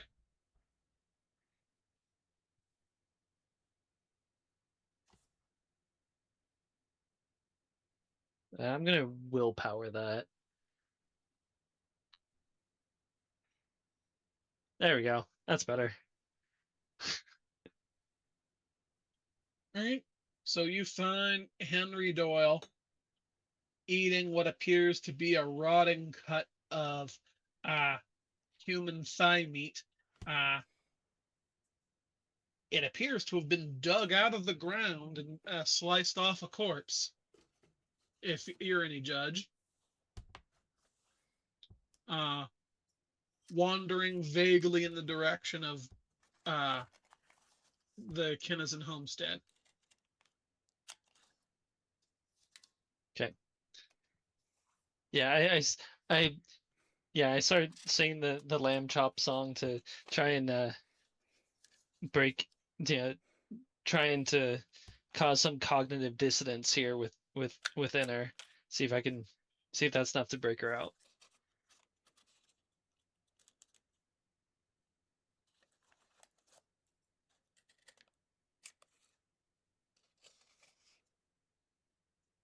Alrighty. Thank And that God. works. Whew. Barbara comes to her senses and immediately drops the cut of rotting flesh. She grabs a hunk of the memory snow and rubs it on her tongue, saying, I don't think I'm ever going to forget that taste. That's awful. Yeah, I don't imagine it. Do you want some water? Yes, please. I I I pass her some water. Oof. I arrive on the scene since, I'm going the same direction. Give you a thumbs up when you get within Barbara, eyesight. I'm so sorry. I shouldn't have kept my eyes off you for a second. I'm so sorry that you had to deal with that. Please forgive me. We knew what risks we were taking, she says.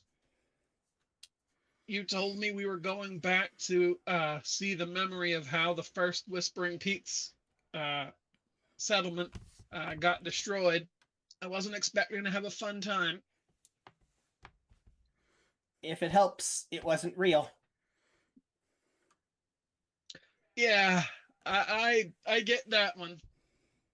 Grandma D coached me that no matter what awful shit I saw, none of it would be real. Just memories. Yep. Never touched your So, stomach, never touched your tongue. so the real Henry Doyle did this, huh? Apparently. I need to go see this out to the end. But you go take five with the doc. I don't think everyone's gotta be there, okay? I think everyone should be there. Don't we want to find out what happened? Wouldn't it make more sense to see it than to talk to you about it afterwards? Yes. Y'all can watch from the window or something, but you don't gotta be there. But do what you want. Pirate is free. I hand Mr. Ripley, I everybody swear to mints. God, if you're not writing this down, I will find a way to beat you to death afterwards. Mr. Ripley, do you have any questions? I mean, he's The- there, so. The historian is busily writing and says, I'm going to have dozens of questions for you after this is done. If any of them are about the flavor, I promise you, you will regret that choice. I'm a historian, not a chef. Good. I need pat- to go attend a dinner. So are the group of you coming along? Yep. Yeah, I probably should.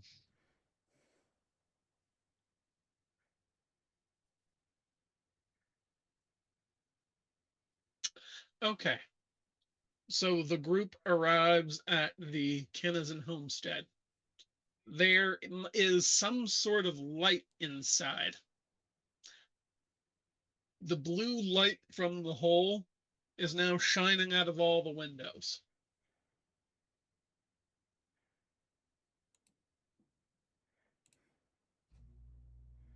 And the open door. Without giving up my right to steer when I need to, I essentially settle back into the groove of the story. You get what I'm saying? Mm-hmm. So are you going to go in? Yep. Anyone coming along? Or are you going to watch through windows or what? I'm Nathan's gonna be coming right in. there. Yeah, I'm gonna be right there next to you.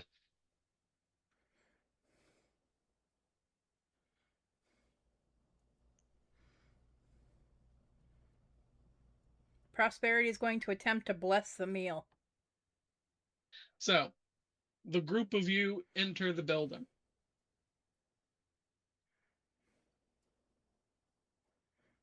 A handful of the remaining townspeople are seated around a very fine table made of what looks to be like the richest mahogany. There is a silk tablecloth with inlaid gold brocade. There is a massive golden platter upon which is the moldering corpse of someone that you can just barely recognize as the first person who died in this town. This is the guy who died who died of pneumonia in 1775 on the way here, and you guys broke ground on the graveyard to bury him.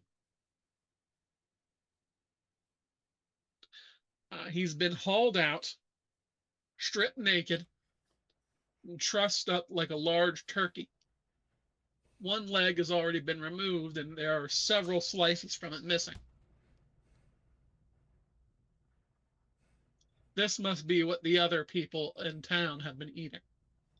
You notice that the table is attended by the pale lily and another figure wearing a mask. This mask is blood red with a imprint of a rose on it, and he's wearing what looks like to be, you'd guess, an old Catholic inquisitor's robe with matching hat. They occasionally slice some meat off the corpse and hand it around to the assembled townsfolk. What is your name, demon?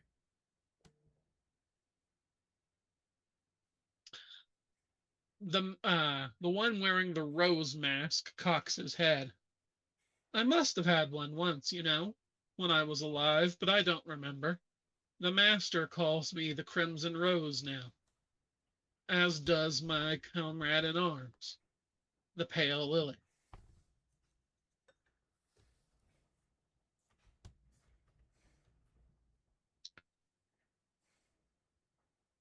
He requests that the group of you sit at near the head of the table, but not at the head of the table. The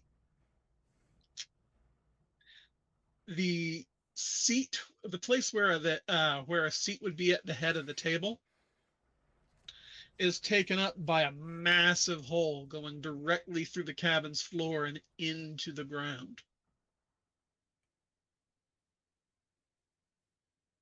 A very bright blue light is shining out of it. It must be what was causing all the light from the cabin door and windows.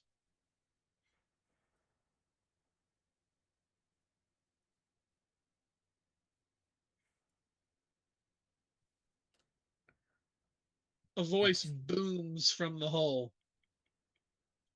Join the meal, he says. Eat and never go hungry again.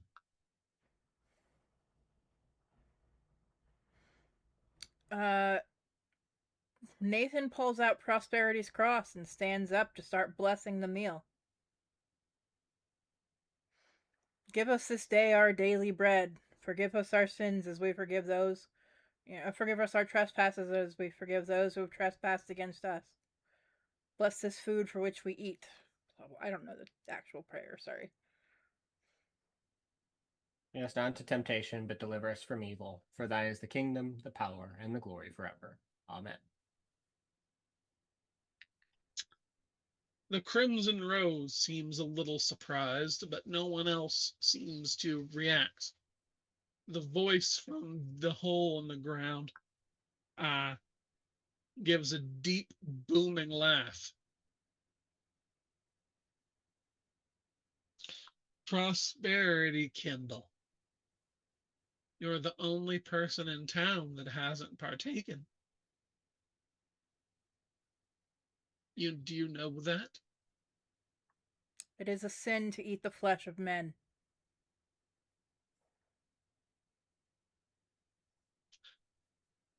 The voice replies, now I don't know what word you mean by the word sin in particular, but I do know that mortals need food. If you don't eat, then you will be food, Prosperity Kindle. I live and I serve at the will of my God. If I should die, if it is his will, I go willingly. Children are waiting. Oh yeah, Kimball. Your children are waiting for you. Gotta get through this winter somehow. There ain't but one more horse. My children know the path of light. And though you have strayed, I can still save you. God will forgive you for bringing this upon our doorstep. Repent. Seek forgiveness.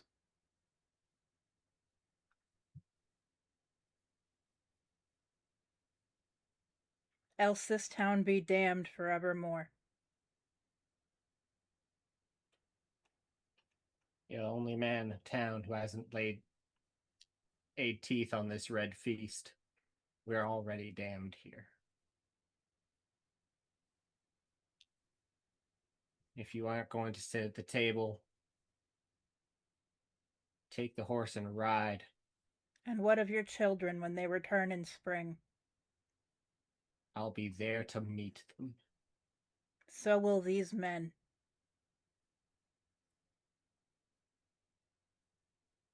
When a That's all we can dog offer tastes them. flesh, you put them down.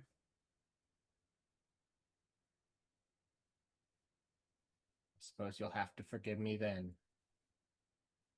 Forgiveness is not mine to give.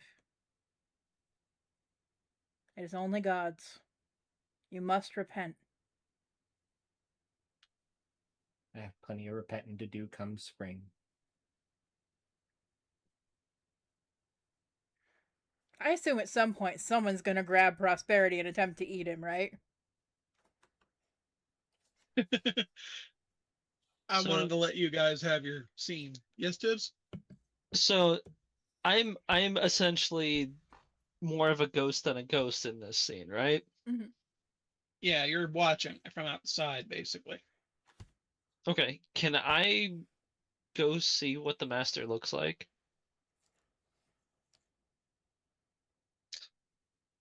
You can attempt to jump down the hole and find out what happens. I mean, this is a memory, so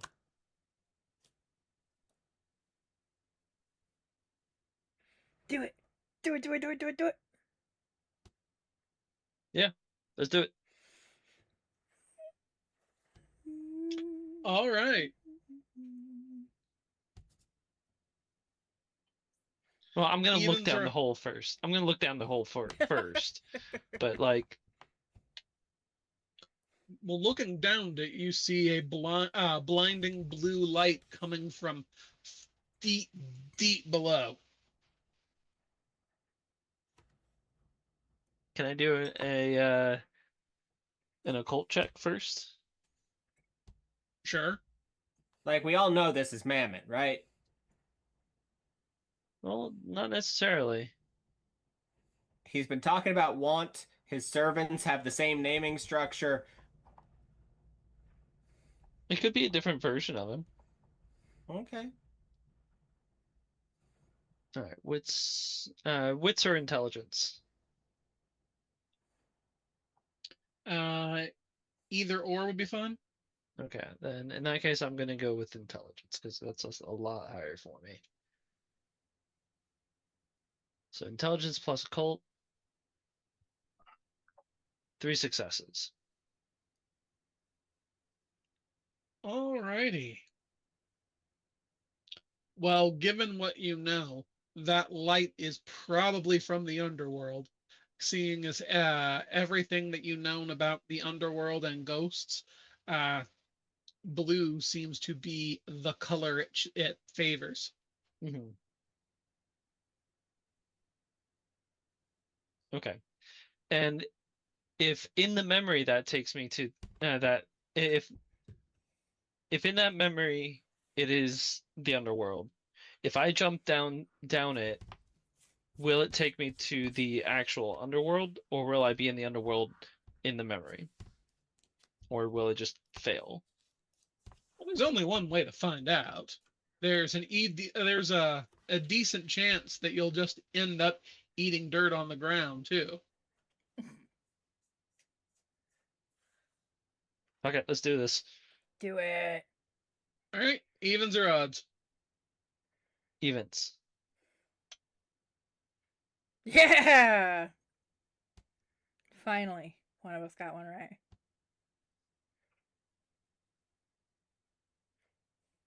All right. So, Ethan jumps into the hole. After falling for equal odds 5 minutes or 10,000 years, you catch a glimpse of something with many arms and many mouths. One of the mouths opens up to receive you, and you find yourself laying on the ground outside of the cabin, which you've been ejected from the Memoria. Okay. I'm gonna immediately start I'm gonna pull out some paper and pencils and start sketching what I saw. Mm-hmm. Thousands of mismatched arms, dripping with rings and bracelets and gold and jewels. Dozens and dozens of mouths of various sizes, with teeth that don't match, from humans and animals and even stranger things. And a throat that looks, with each one having a throat that seems like it goes on forever, into a stomach of infinite size.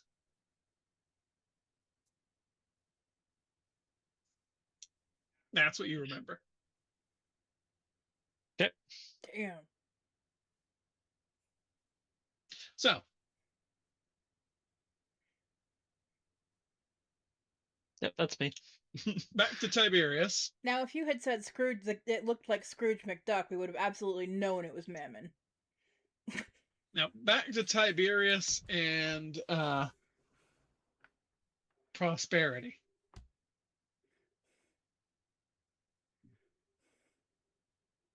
The voice from the hole chuckles to itself. Here, on the edge of civilization, the edge of the known world, it says, its voice dripping in sarcasm. It's eat or be eaten. Tiberius Kinnison. This man will not eat. That makes him food for your larder. Oh. Oh, I know what to do. Hold on. What is the...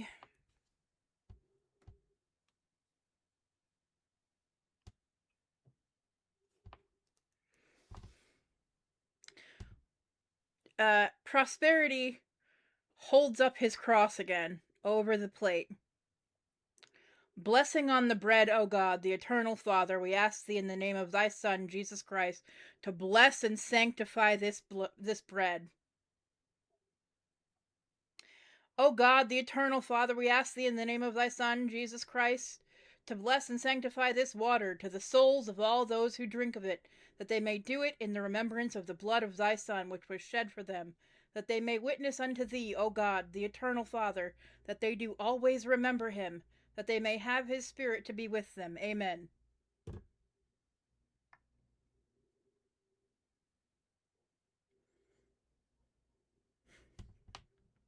For what it's worth, I can hear Tibbs laughing from across the house with his fucking mic muted. This isn't World of Darkness. True faith isn't a thing in Chronicles. That was the prayer. Those were the prayers that the Mormons used to bless the sacrament. That's the only ones I knew.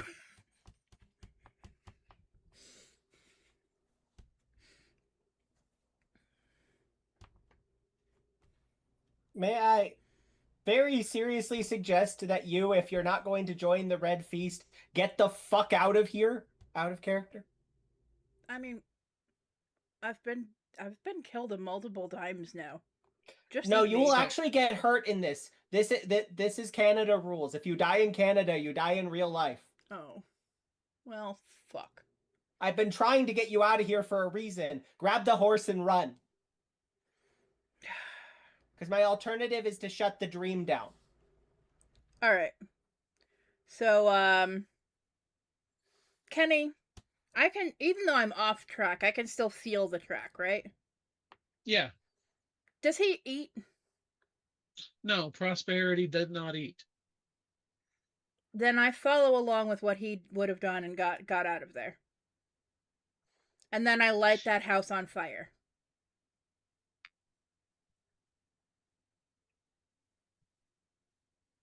Okay. So the house has been lit on fire. I have also blockaded the door. So we're not actually going to see how this ends then. Oh, fuck. Well, never mind. I don't light the house on fire nor blockade the door. God damn it. I'm trying not to make anyone else do a cannibalism or get eaten, which is why I was trying to shoo everyone else away from this scene. Alright. Prosperity leaves on horseback, having done nothing insane except attempting to bless this dead man's flesh for consumption. I mean, unfortunately, true faith doesn't work, but you have greatly shaken the Crimson Rose. Noted. His hands appear to be trembling, and he is unable to come forward to attack when bidden by the voice from the hole. So,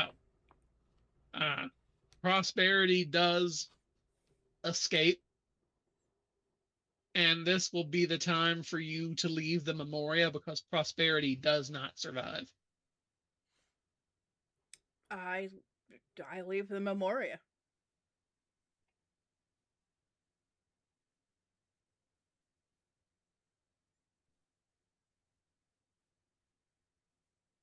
Once You I am alright? I'm sorry, go ahead. once I am sure that my friend's no longer playing actor, I do what I'm sure Kinnison actually did in the circumstances and hunted him down. So, um, since we're kind of off track here a little bit,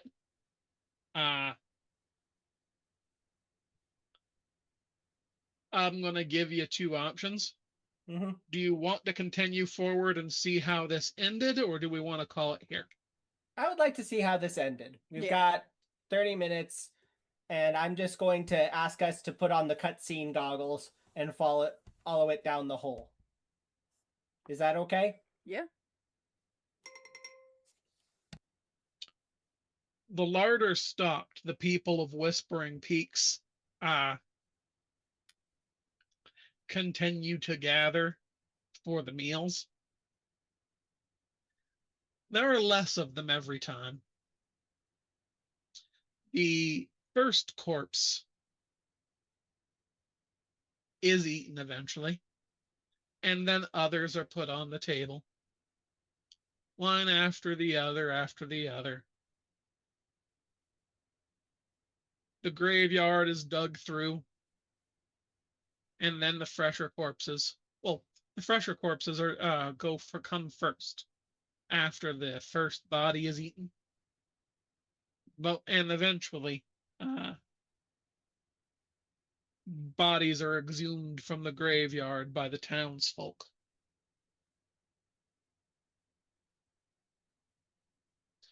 Winter turns to spring, or it will, as the temperature starts getting warmer. Tiberius Kinnison finds on his table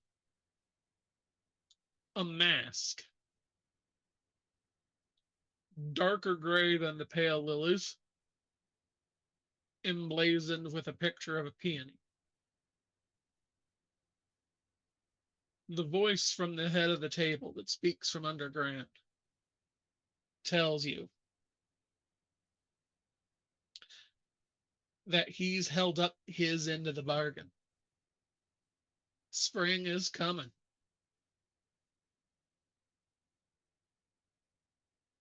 And with it,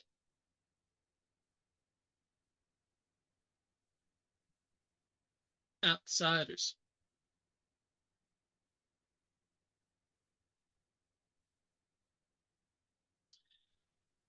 The voice offers you a second deal.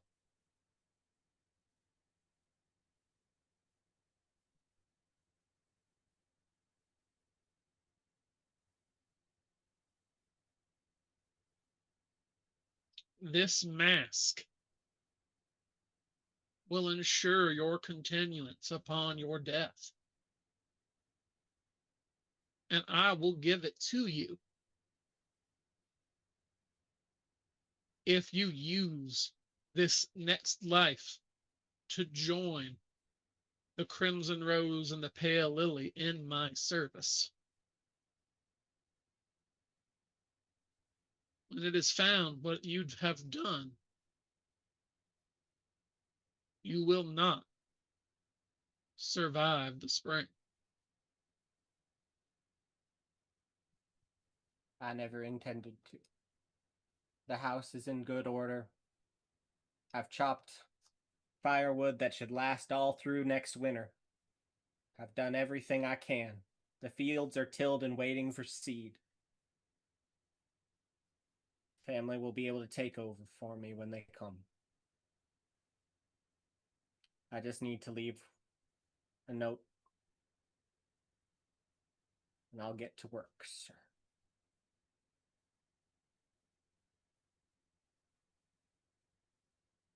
Said I should And use that hole to throw any garbage in it.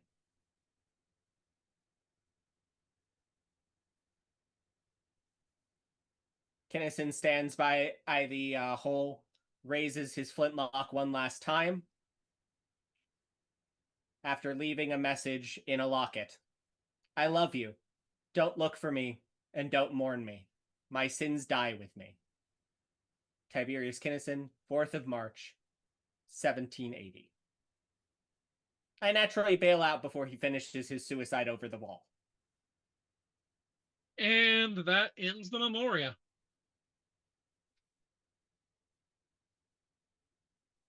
Everyone comes back down to earth.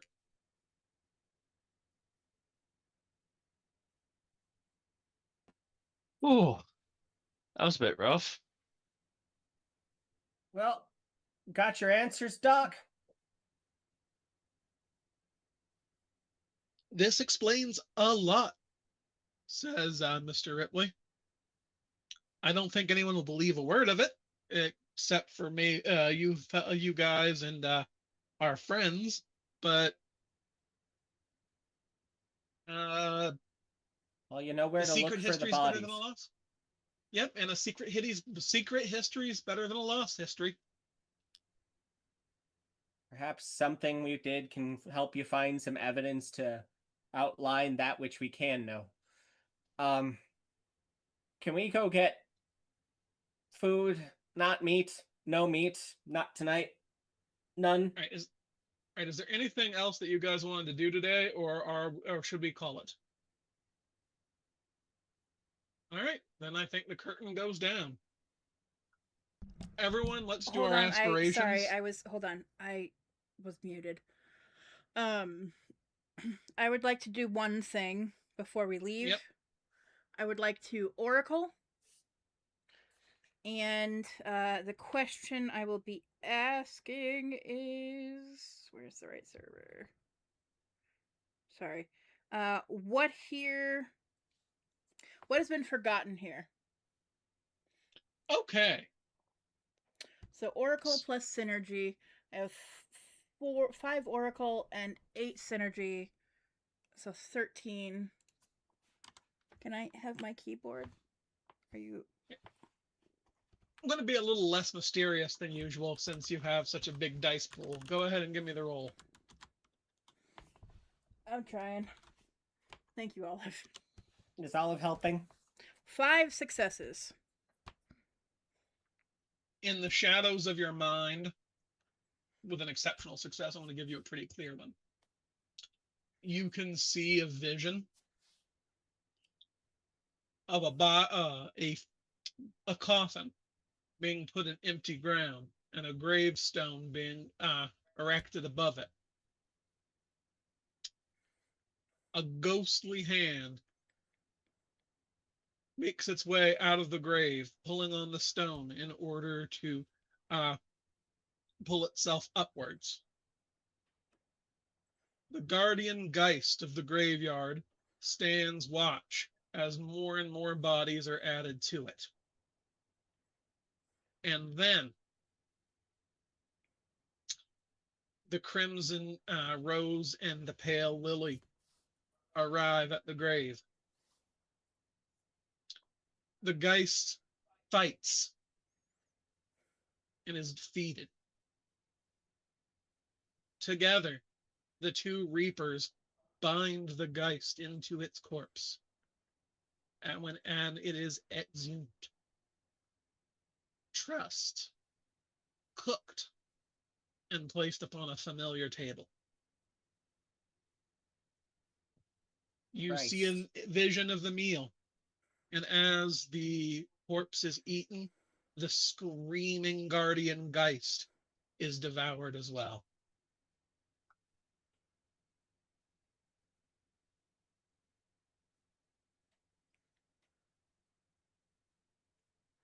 So I relay that to everyone. Great. I show off my drawing of what Mammon actually looks like. Can we please go get something to eat that isn't meat? How about some ice cream? Sure, anything. Whatever's close. All right, now we'll stop.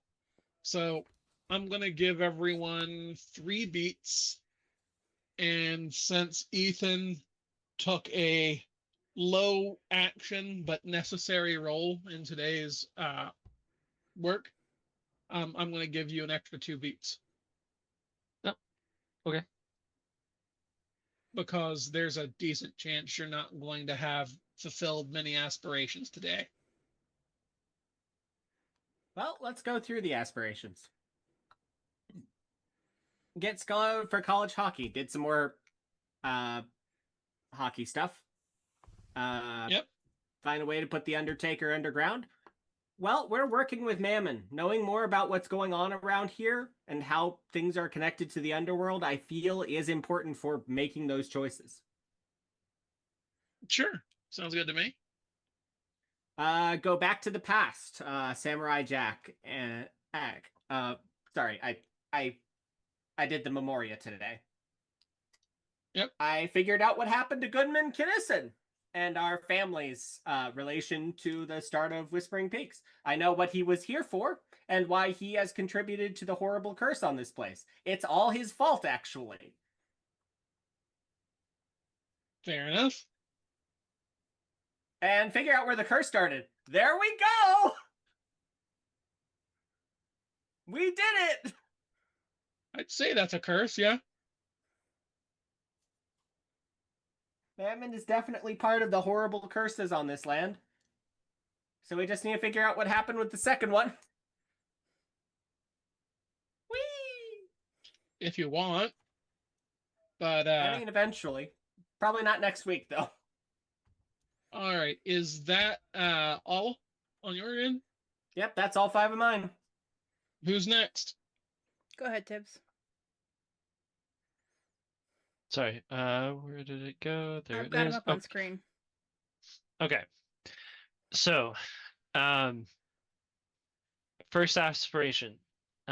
Seasons don't fear the Reaper. Step and clear. Okay. Tying up loose ends. Step there. Mm-hmm. Sketch the underworld. Step there. I did not make any progress towards putting on a show. And step and clear. History Channel presents. May I Right. argue on putting on a show? Hmm. You were running tech crew for a performance this evening. Well, not just that, but you were the only person able to jump down that hole. All right. I mean, if you want to give it to me, I won't deny it.